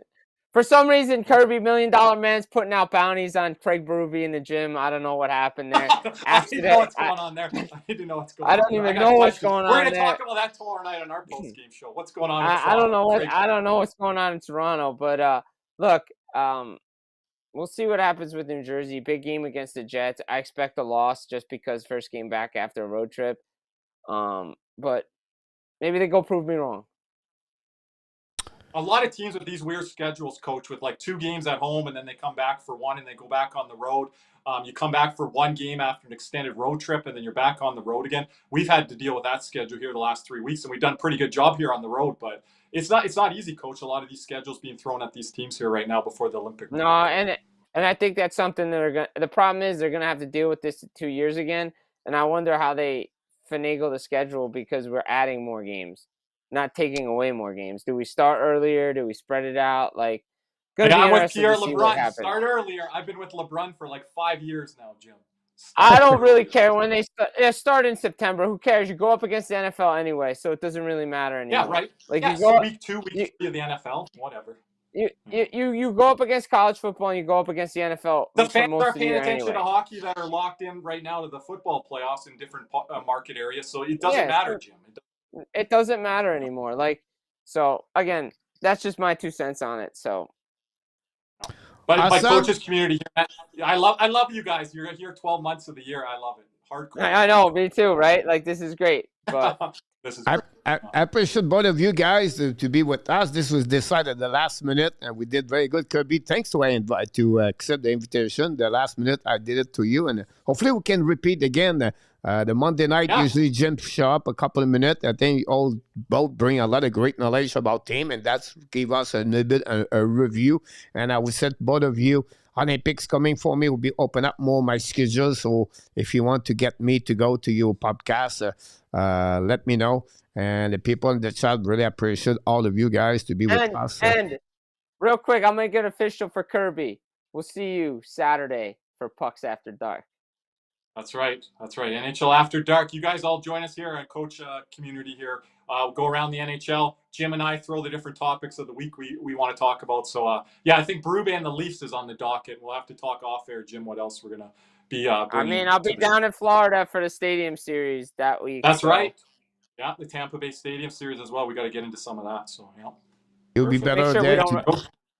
It'll be better being Florida. Make sure we don't run into Nick this time.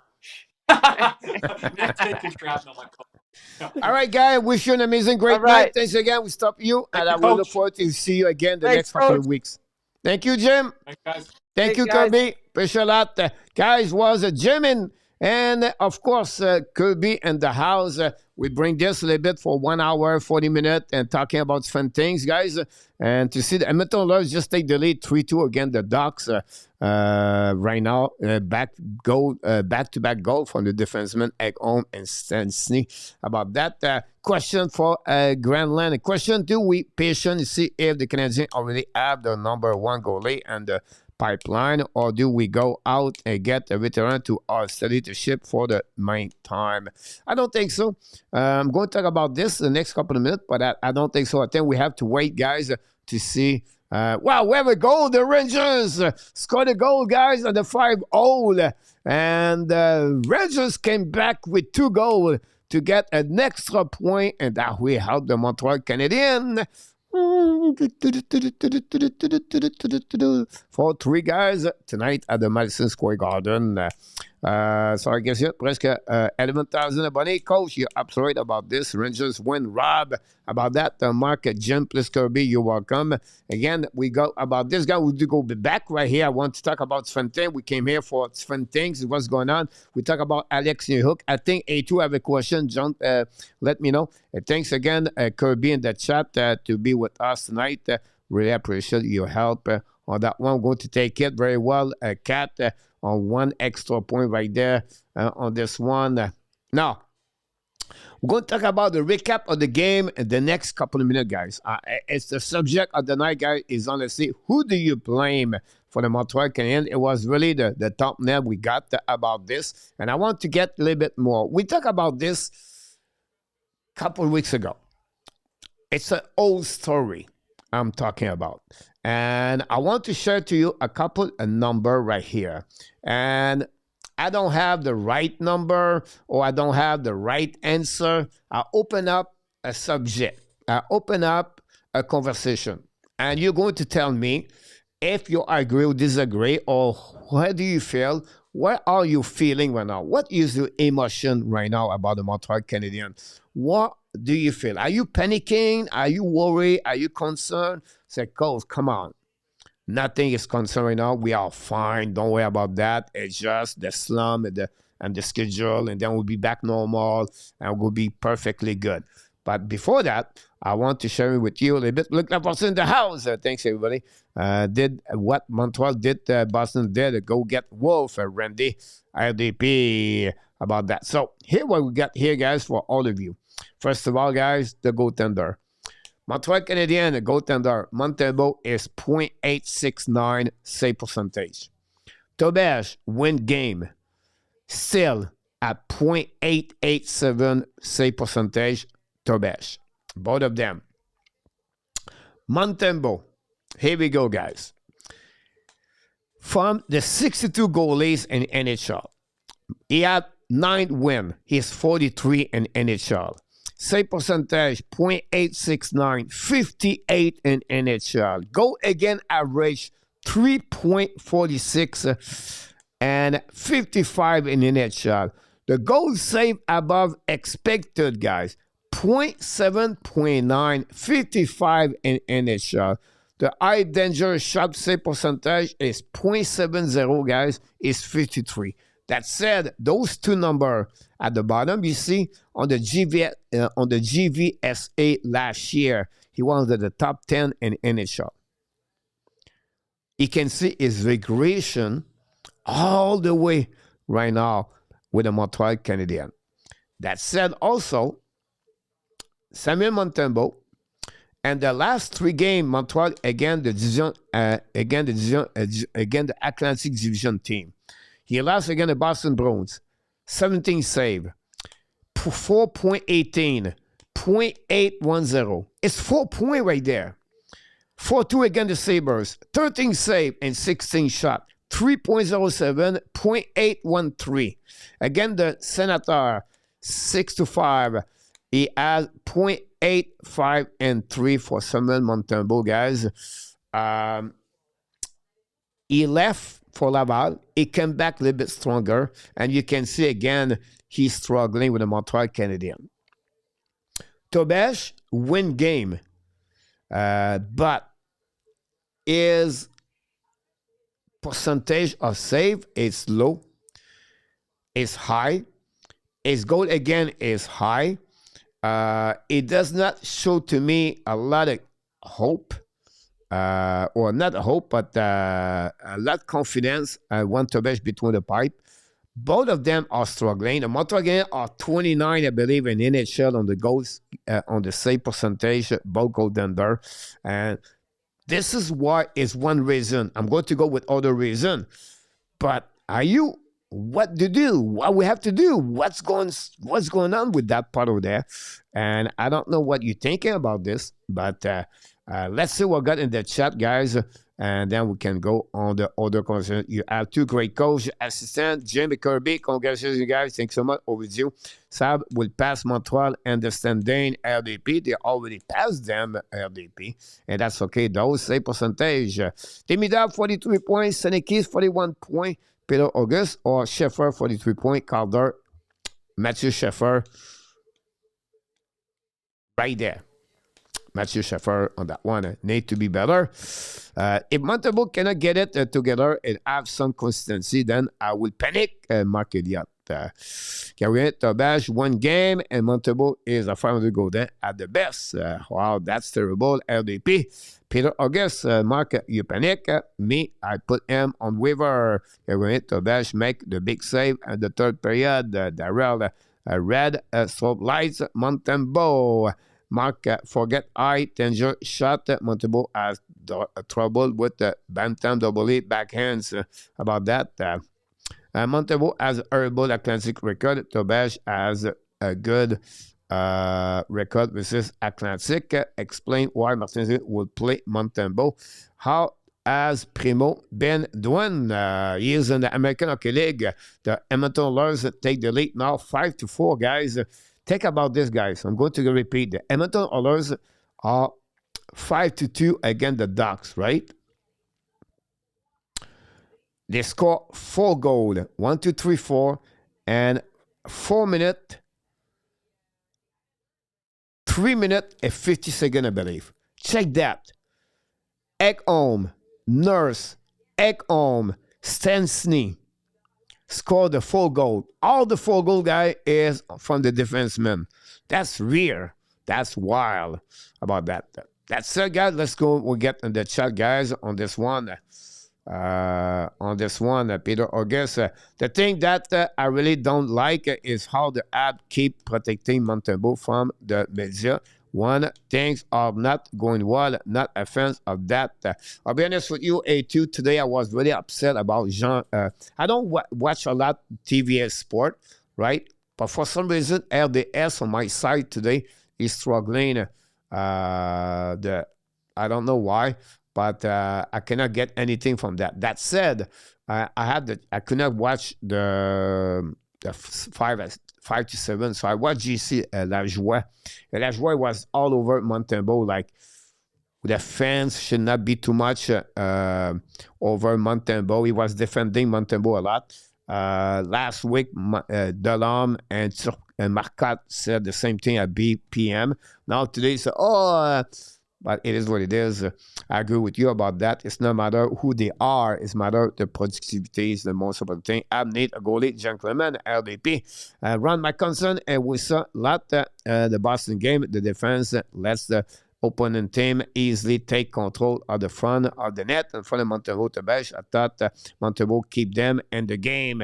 I think we are still young, still rebuilding, and I'm willing to be patient with use Gordon play. However, our defensemen need to clean up the front of the net, and goalie both need to be better.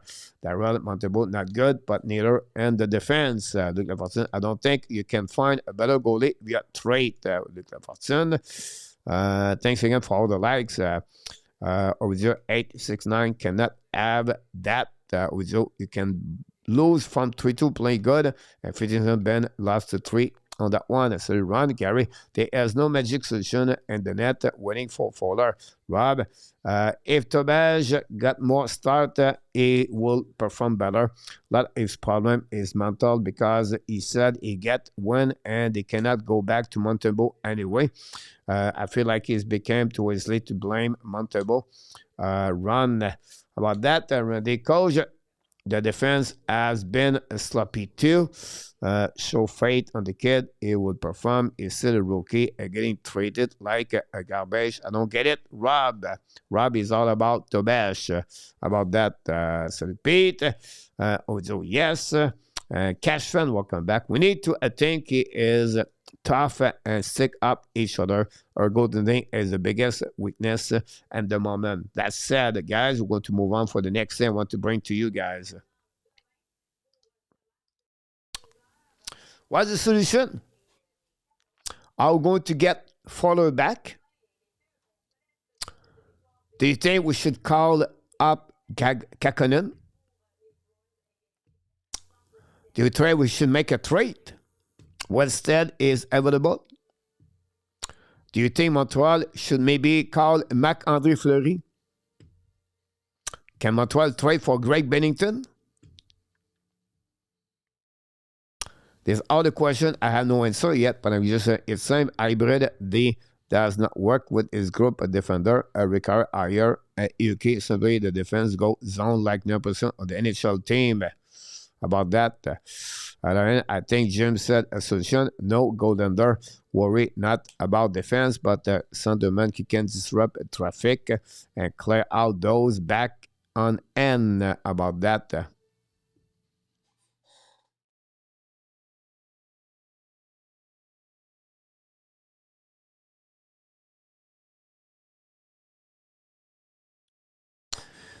Take away the bad goal by goalies, the defense will be fine.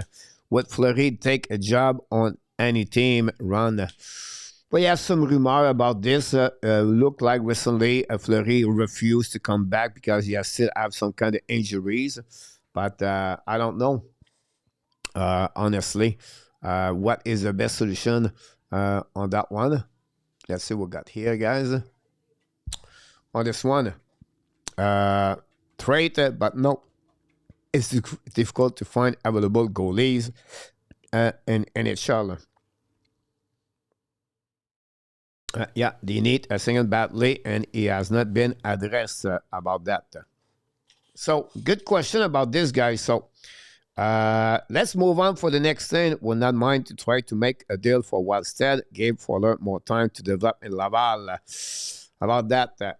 Penalty kill Montreal Canadiens, guys. 9 goals in the last 5 games. This is the difference why they lost maybe 3 games in the last couple of games, the last 6 games. The PK does not give the right things for the Montreal Canadiens, and this is a major problem for the Montreal Canadiens. Their special team. Yes, they scored 2 goals one Saturday, Caulfield, but they still gave 3, and they lost by 1 goal. So the special team play a major problem with the Montreal Canadiens, the PK. Buffalo, same situation. Ottawa, they find a way, but again, the PK. So the PK is a major problem right now for the Montreal Canadiens the last couple of games, and they have to figure out what they're going to do on that situation. So we talk about Montembeault. But when you have to be kid or Kakkonen would be okay or 0. Do you do a one start for Fowler, Peter August? Kakkonen, Prudhomme, Peter August on that one. So here's the point here. The next thing, guys, is Kakkonen. Now, finally, Kakkonen is starting to feel the pressure, and he's starting to slower. It's a little bit more difficult for him. 0 point the last 6 games. He is -5 the last 6 games. That second line does not produce. That's a normal. This is a long season. A rookie get always a slump at some point in the season. But he's going to bounce back. Now, Peter August said in the chat, we need to find a second center. That's okay. Now we find a second center. Name, give him a name. I will just give him a name. That's going to be it. So let's put him like Kedri, or let's go with Kedri or Trochet. I don't say they have to trade for them. I just said let's make a new name there. A player with more experience can give you a lot of points between that. But now, Peter, my question to you is, what do you do at the right winger on the first line? Who do you put there?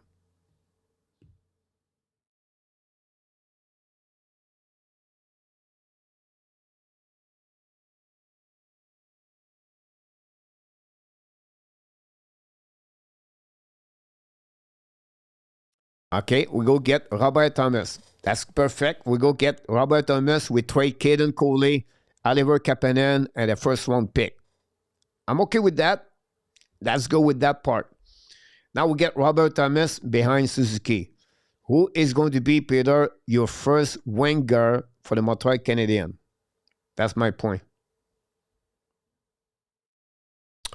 Wish Kessel, you put Sakoski there. Perfect. Who do you put on the second line with Thomas and Demidov, Peter?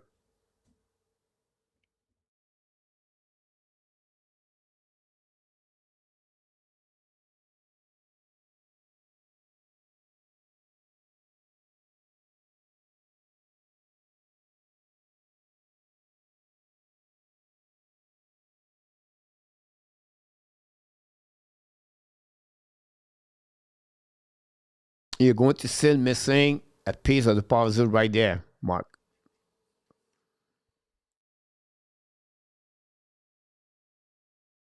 That's the problem right there. How can you not blame Montembeault versus Boston? Definitely, Montembeault is one of the reasons behind that. Demidov, Thomas, and Bolduc. Thomas and Bolduc were Magic and St. Louis. Bolduc did not play on the second line. Bolduc, guys, he's struggling. For me, Bolduc is not a top 6 in NHL, in my opinion. All right.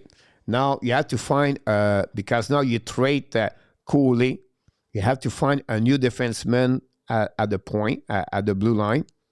So you fix your second center, but now you have a top 4 defenseman out of your lineup. And then you're losing Kapanen. So now you have, after that, only Newhook or Dano. And you add another $8 million on the salary cap. So you cannot trade anymore for any other player for the top 6 for the Montreal Canadiens. For me, it's not a second center problem. You have to find a winger as a Montreal Canadiens top 6. You have to get there definitely about that. Bring Ekstrom, then they put Newhook at. So Adam Ekstrom came with the Montreal Canadiens, guys. Adam Ekstrom is not a top 6, a top 4 defenseman in the NHL. I'm sorry to hear that, but he's not there, in my opinion. So you only don't fix the problem. You just open up a problem. At first line, rotate TC, Liney, Bolduc, opinion, Gary. It's not good enough, guys. It's not good enough.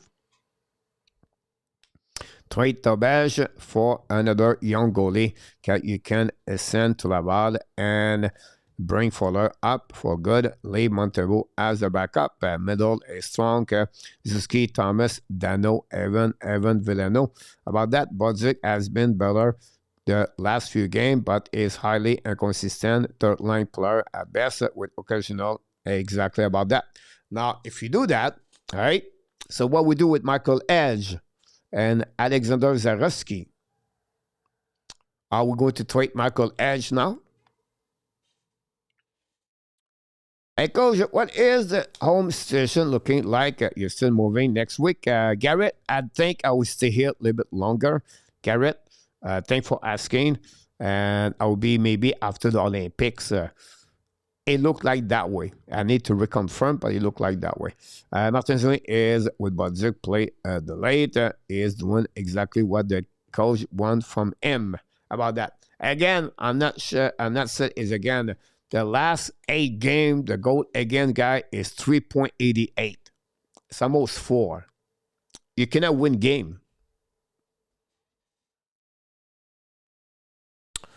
You have to go all the way, I think, game number 9 or 10 to see Montreal gave only 2 goals in 1 game. They gave 3, 4, 5 goals constantly every game. And for that, that's really difficult for that. You're welcome, Garrett. Sacrifice 1 more year and 1 more month and the jungle. If you trade Michael or Zareski, then that get you a solid defenseman, Peter August. There we go. I'm not said for him, Robert Thomas is a solution for the Montreal Canadiens. I'm not said is agree or disagree. But to do that, now you trade Michael Edge, you trade Caden Cooley, you trade your first round pick 2026, and then you have to trade also Oliver Kapanen for Robert Thomas. And a defenseman who now is going to be with Montreal Canadiens. So I don't know if that's the solution on that one. Terrible goals, Frenchy. Pete Martin, you're absolutely about that. Now, like Peter said, the management now. The management, second center, top 6 forward, toughness. Sorry about that. I'm going to move the dog. Is eating the desk. We have time to make decision on Edge, Zareski, Dak, Gallagher, Vedeno will likely gone by then for Mark Elliott. Hey, Bronny there, coach, yeah. And now she's awake now. She's wake up now. She tried to eat everything. It's been good since like 4 o'clock this morning. Been under my desk most of the time. I'm not trading any of the young players that we have. Garrett C scored a goal at the Hockey Nation show, guys. The first goal tonight at the Hockey Nation. Garrett C from Winnipeg. Oh my God!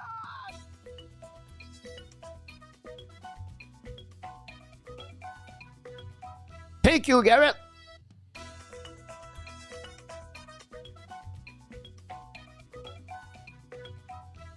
Garrett C. knocked the door, scored a goal. The Hockey Nation show. Get an assist to Peter August tonight.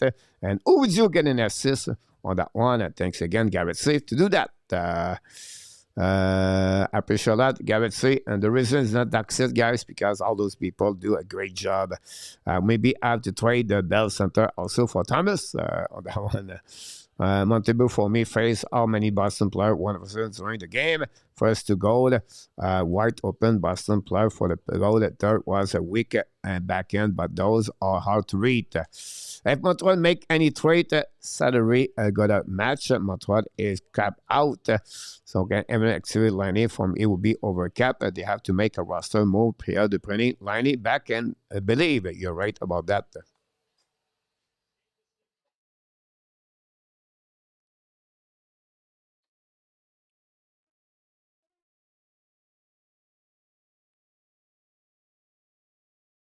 There you go. Say hi to people. Yeah? Say hi to people. Huh? Good girl. Good girl. Yeah. She's right here now. She's just awake now. She's want to pay attention. Going to see the dogs. Yeah, we're going to see the outside. Want to go outside? Want to see the dogs? Yeah? Want to see the chicken? She likes the dogs. She likes to play. She's still young. That's the reason right there.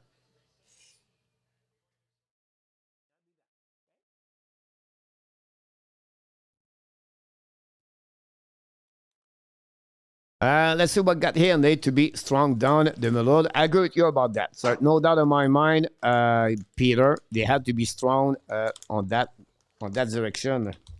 Honestly.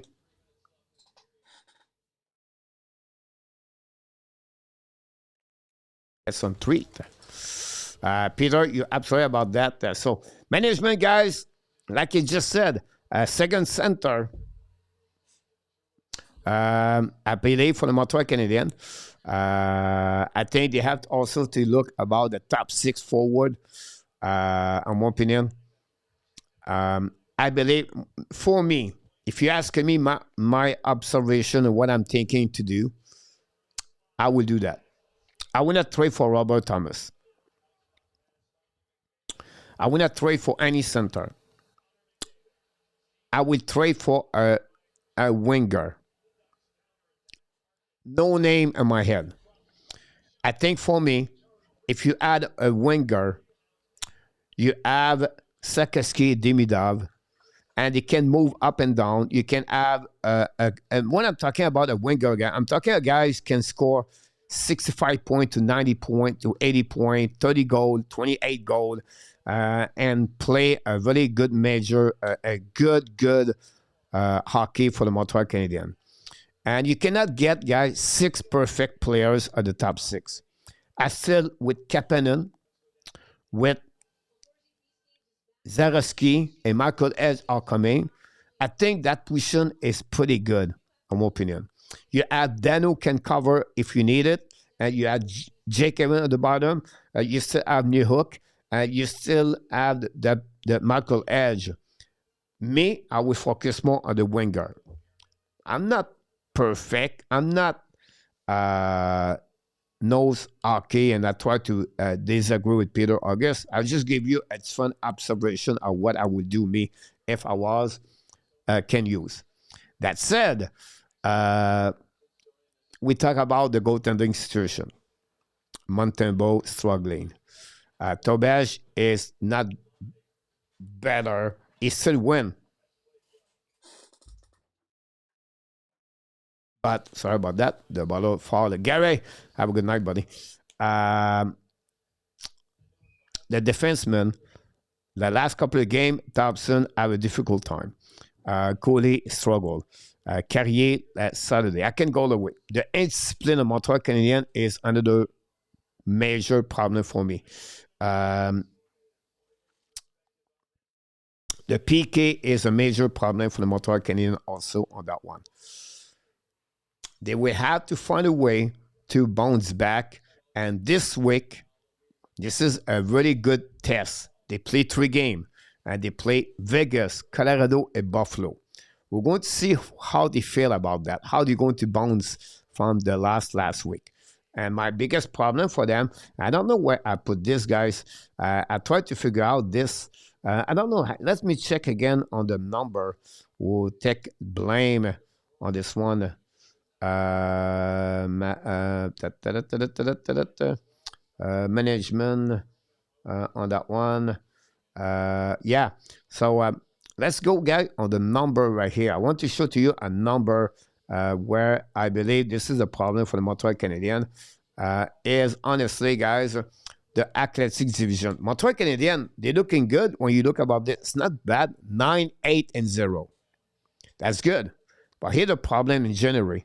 They lost against Buffalo twice. They lost against Detroit. And they lost Boston also.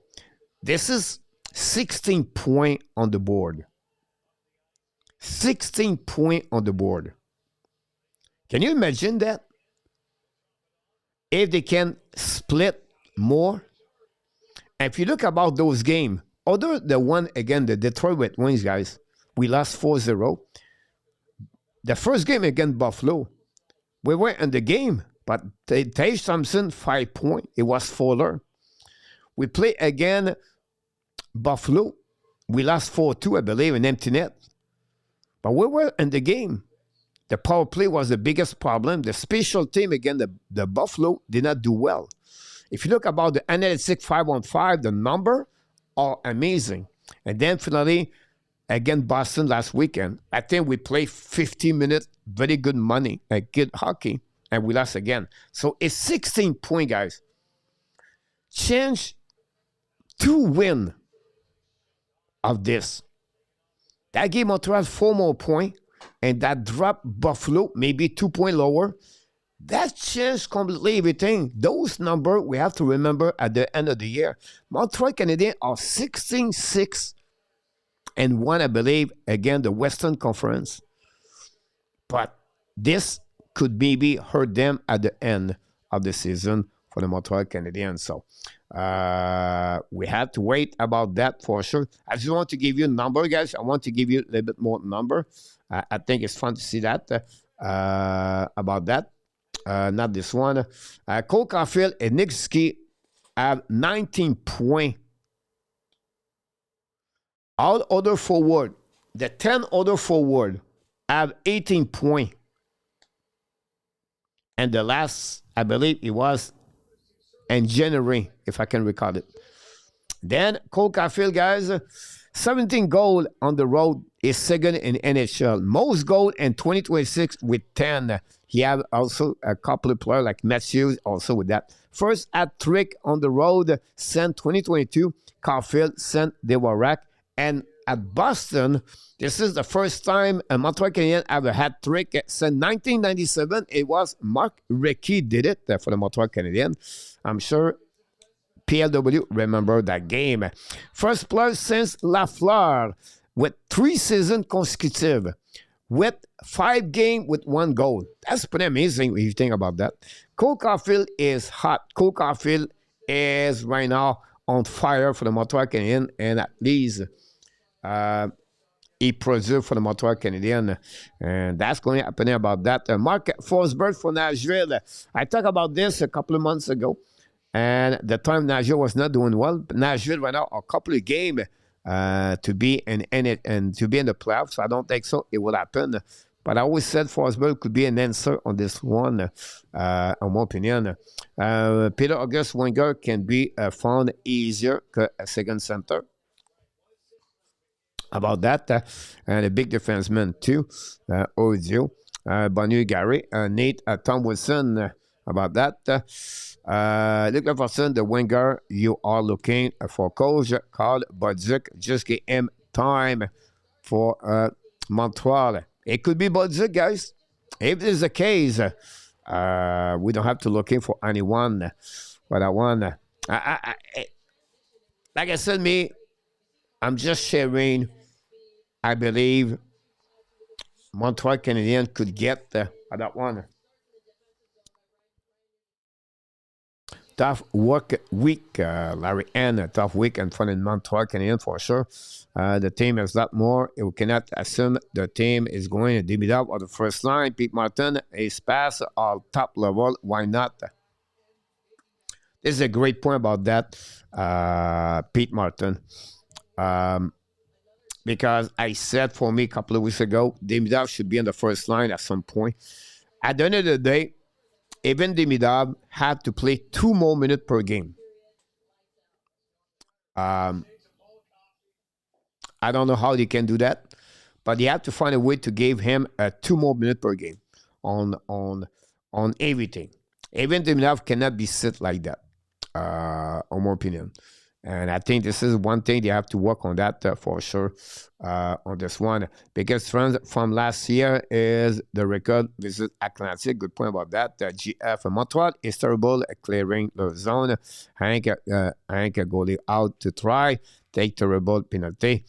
Forward, down, back check. Defense is too small. And power play is not great. Bad goaltending. That's a lot of point to fix for the Montreal Canadiens the next couple of years. What could hurt the ad is our lack of regulation time was compared to other teams. That's a good point about that for sure. 2 weeks ago, Caulfield was cold. Beat August. You're right about this. I mentioned before he scored.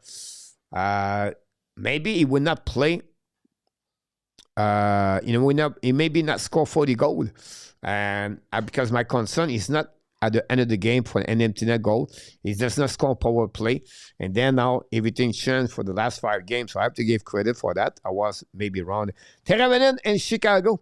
The problem with Tero Teravainen, he is small. He's another player small. Now, that said, PW, I wrote an article last night and is live right now on Chicago. I said the player the most underrated is Tero Teravainen. The Chicago cannot score in the last 8 games. Coincidence? Since he left the game against Edmonton Oilers, the power play is nowhere. Bedard struggling. Chicago are struggling. And it was, for me, Tero Teravainen. So, PLW, I completely agree with you about that one over there. You can check my article on the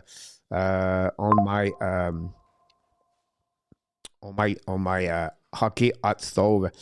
All the more reason to play a zone. Peter August. Peter August. Yeah, that's on the coaching staff at GF. I was just curious, guys. In NHL, all right, how many teams play hybrid? And then how many teams play only box plus one? I'm just curious, guys. How many teams play hybrid? And you have three types of different hybrid. And so the hybrid, you have the man-to-man, you have an hybrid aggressive, you have an hybrid passive. And I'll give you an example. At the hash mark, you go low, and then you go high. That's changed the hybrid. But how many teams play a square plus one? So it's called a box plus one. How many teams you think in NHL play that? So GF and Peter talk about this right now. So I want to hear, guys, how many teams play no hybrid at all in NHL?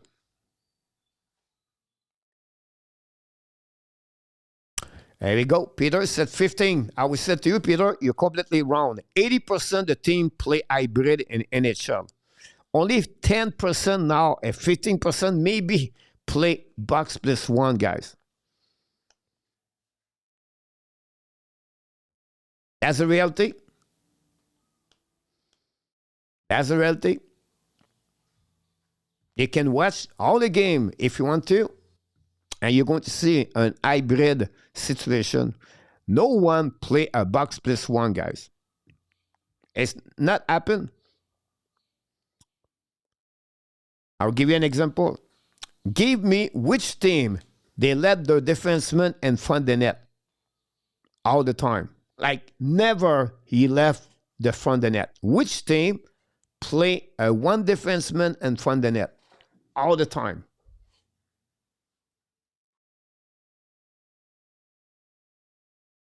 When they bring two defensemen behind the net in the corner or behind the net, that's an hybrid.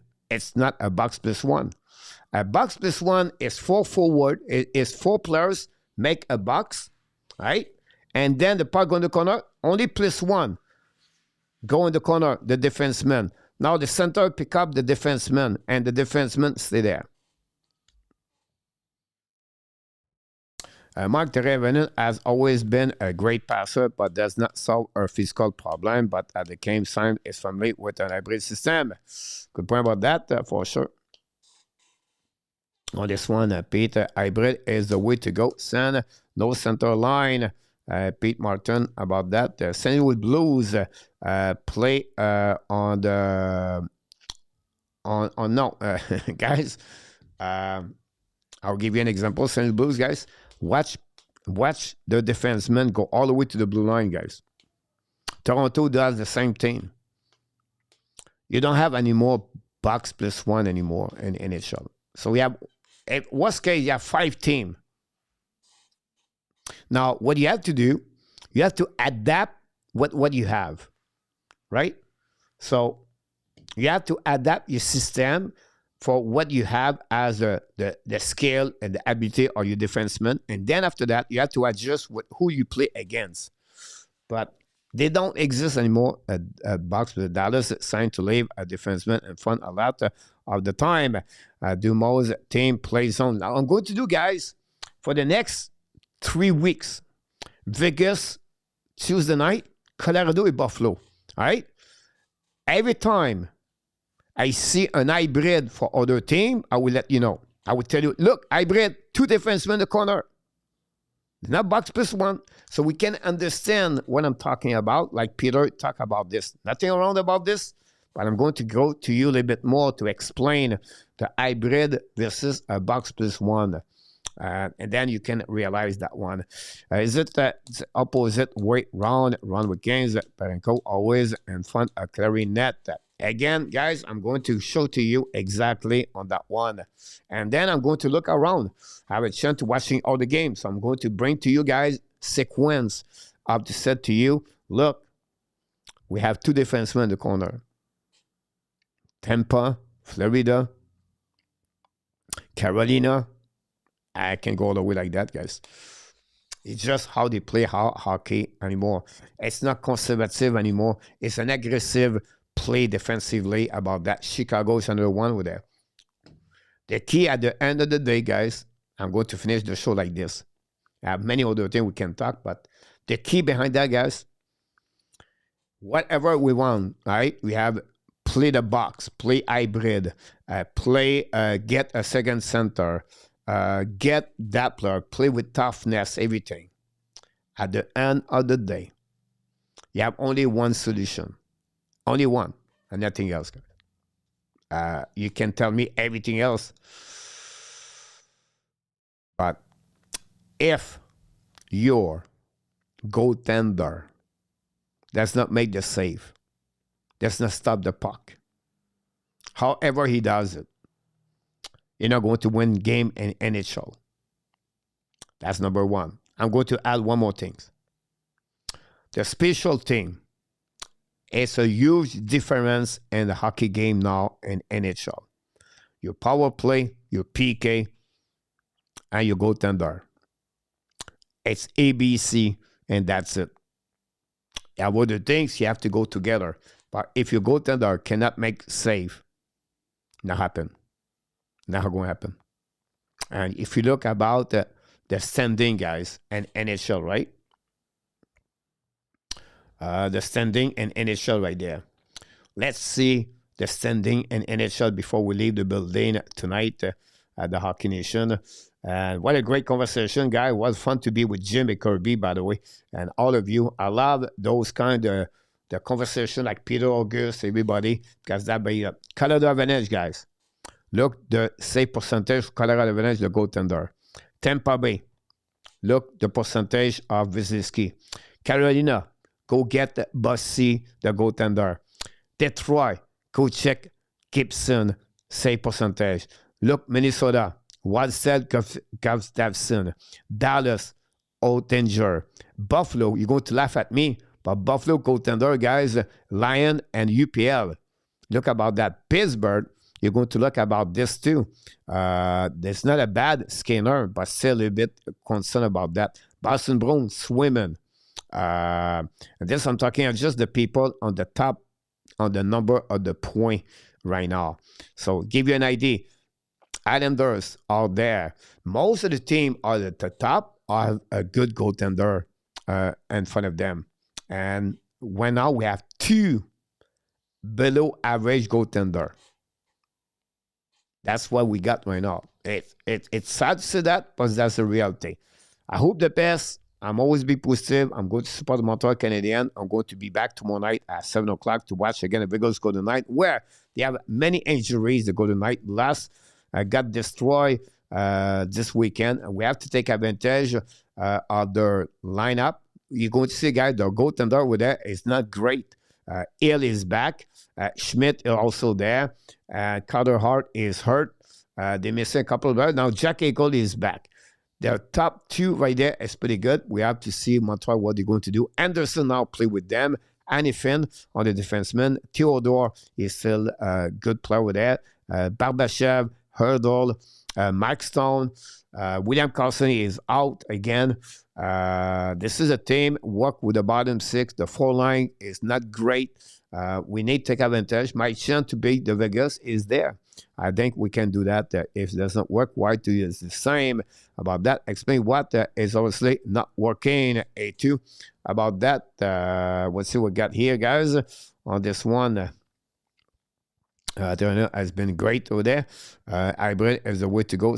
No center line on this one. And this one, probably go. I will try on the cleanup. 4-1, Calgary, Laval. Last, explain what is obviously not working. A2 about that is does not work. Why to the same? So is sound like we need a goalie, ISPA. Wildstead, Fuller. I don't think so. Well, I don't think so. I think I could be wrong here. I think the management, Jeff Gordon and Ken Hughes, they really believe at their plan, and they believe maybe they are not there yet.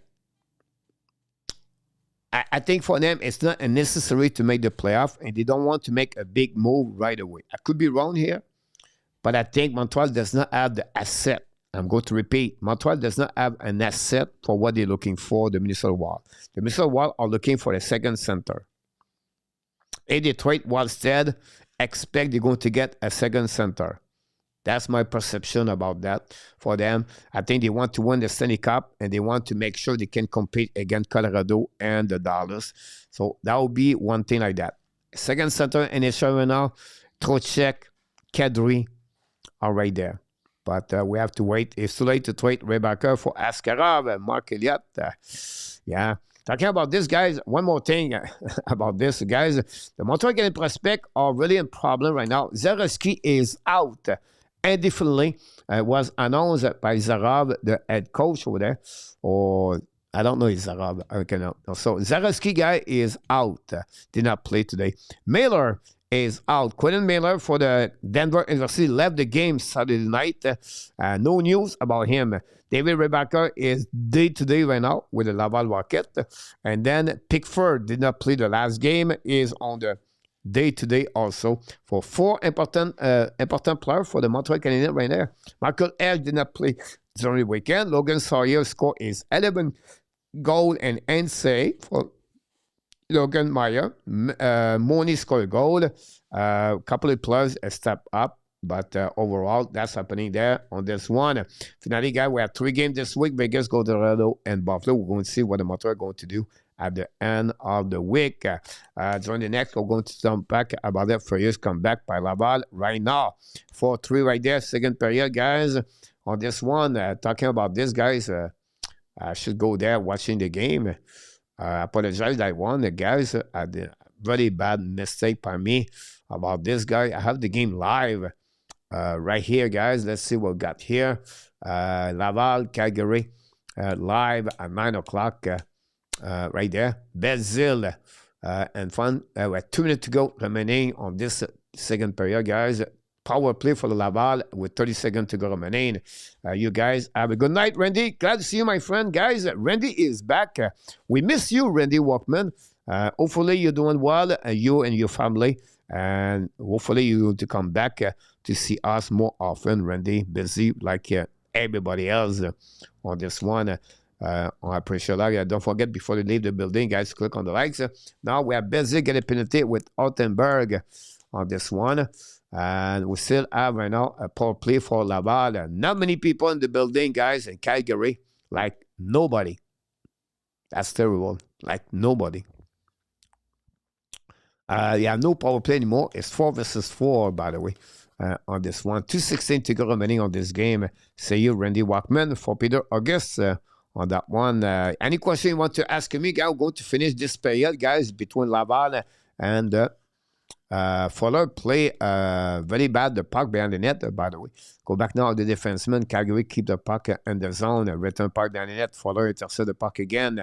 Play puck right now. Another bad play by Fuller, guys, behind the net. What's going on with Fuller on this one? Anyhow, now Laval's going to get out of the zone. Like you said, guys, 4-3. Laval win 5-3 against Calgary. Attaqué now par Florent Jacquet. Florent Jacquet contrôle le puck en backhand. Save le goaltender. Rebound. No chance for Clermont. Donc, we'll be back on defensive side par Laval, by the Calgary game. And that's it. That's all we got, guys, for tonight on the show. Hopefully you had an amazing, great night. Thanks again for the super chat we got tonight. Garrett C. We want to thank also Kirby and also Mr. Jim Beringer, guys, to be with us. Hopefully you like those. I tried to bring some insider like that a couple of times, and I think it's fun to see that. Condola just hit the post, guys, on the very bad play by the defense, by the goaltender of the Wrangler, Calgary Wrangler. Coach, will TC be back soon? Yes, Pete. TC is back. He's going to be played tomorrow night with the Montreal. Of course, you're welcome, Cash. Peter August, always a fresher, my friend, to talk to you. And Calgary scored a goal. Fuller again got beat on that one. 5-3. He was back last game. Casey, you're absolutely right about that one. So that's all, guys, on this show. We want to thank again Mr. Garrett for the super chat, moderator Ron with us tonight, RJ Gabro, the news and update, and any other to click on the like. We appreciate a lot. And that's it for the game tonight. You're welcome, Larry Lavallee, Mark. None of the Habs goalie are good at playing the puck outside the net. Larry N, have a good night, buddy. Appreciate that, all of you guys. And of course, you are awesome. You are amazing. You are the best. And remember, you have greatness inside of you. We are almost at 11,000 subscribers, guys. We missed a couple. It maybe can helping us to tell to someone to get an inscription. Thanks so much, Mark Elliott tonight. Eminem, you're welcome, my friend. I appreciate a lot to be with us tonight. Don't forget to come back tomorrow night. Montreal Canadiens play tomorrow night. Again, the Vegas go tonight. We're going to see if Montreal can bounce back after a loss again, the Boston Bruins. Hockey Nation, the Habs Nation, want to tell you one more thing. Be well, be well. Find a way not only dominate your day, but find a way to dominate the first half of what? Luc Lafortune said 2026. And then we have end of the period, Laval 3, Calgary 5 on this one. Booyah, PSW. PSW, good night, buddy. Appreciate a lot. Back at the right time. PS, by the way, RJ Gabro, 7 o'clock. I'll be back live. Until then, my friend, the Hockey Nation, the Habs Nation, and all the animals somewhere in the jungle said to you, we love you, friends. Good night, everybody. Cash Fan, Pete Martin, everybody else, thank you so much to be a part of the show tonight. Without you, it would be impossible to show up every night. And before you leave the building, don't forget to please to click on the like. If you don't mind, that'd be good. Enjoy the night, and I can wish you tomorrow night. Here we go.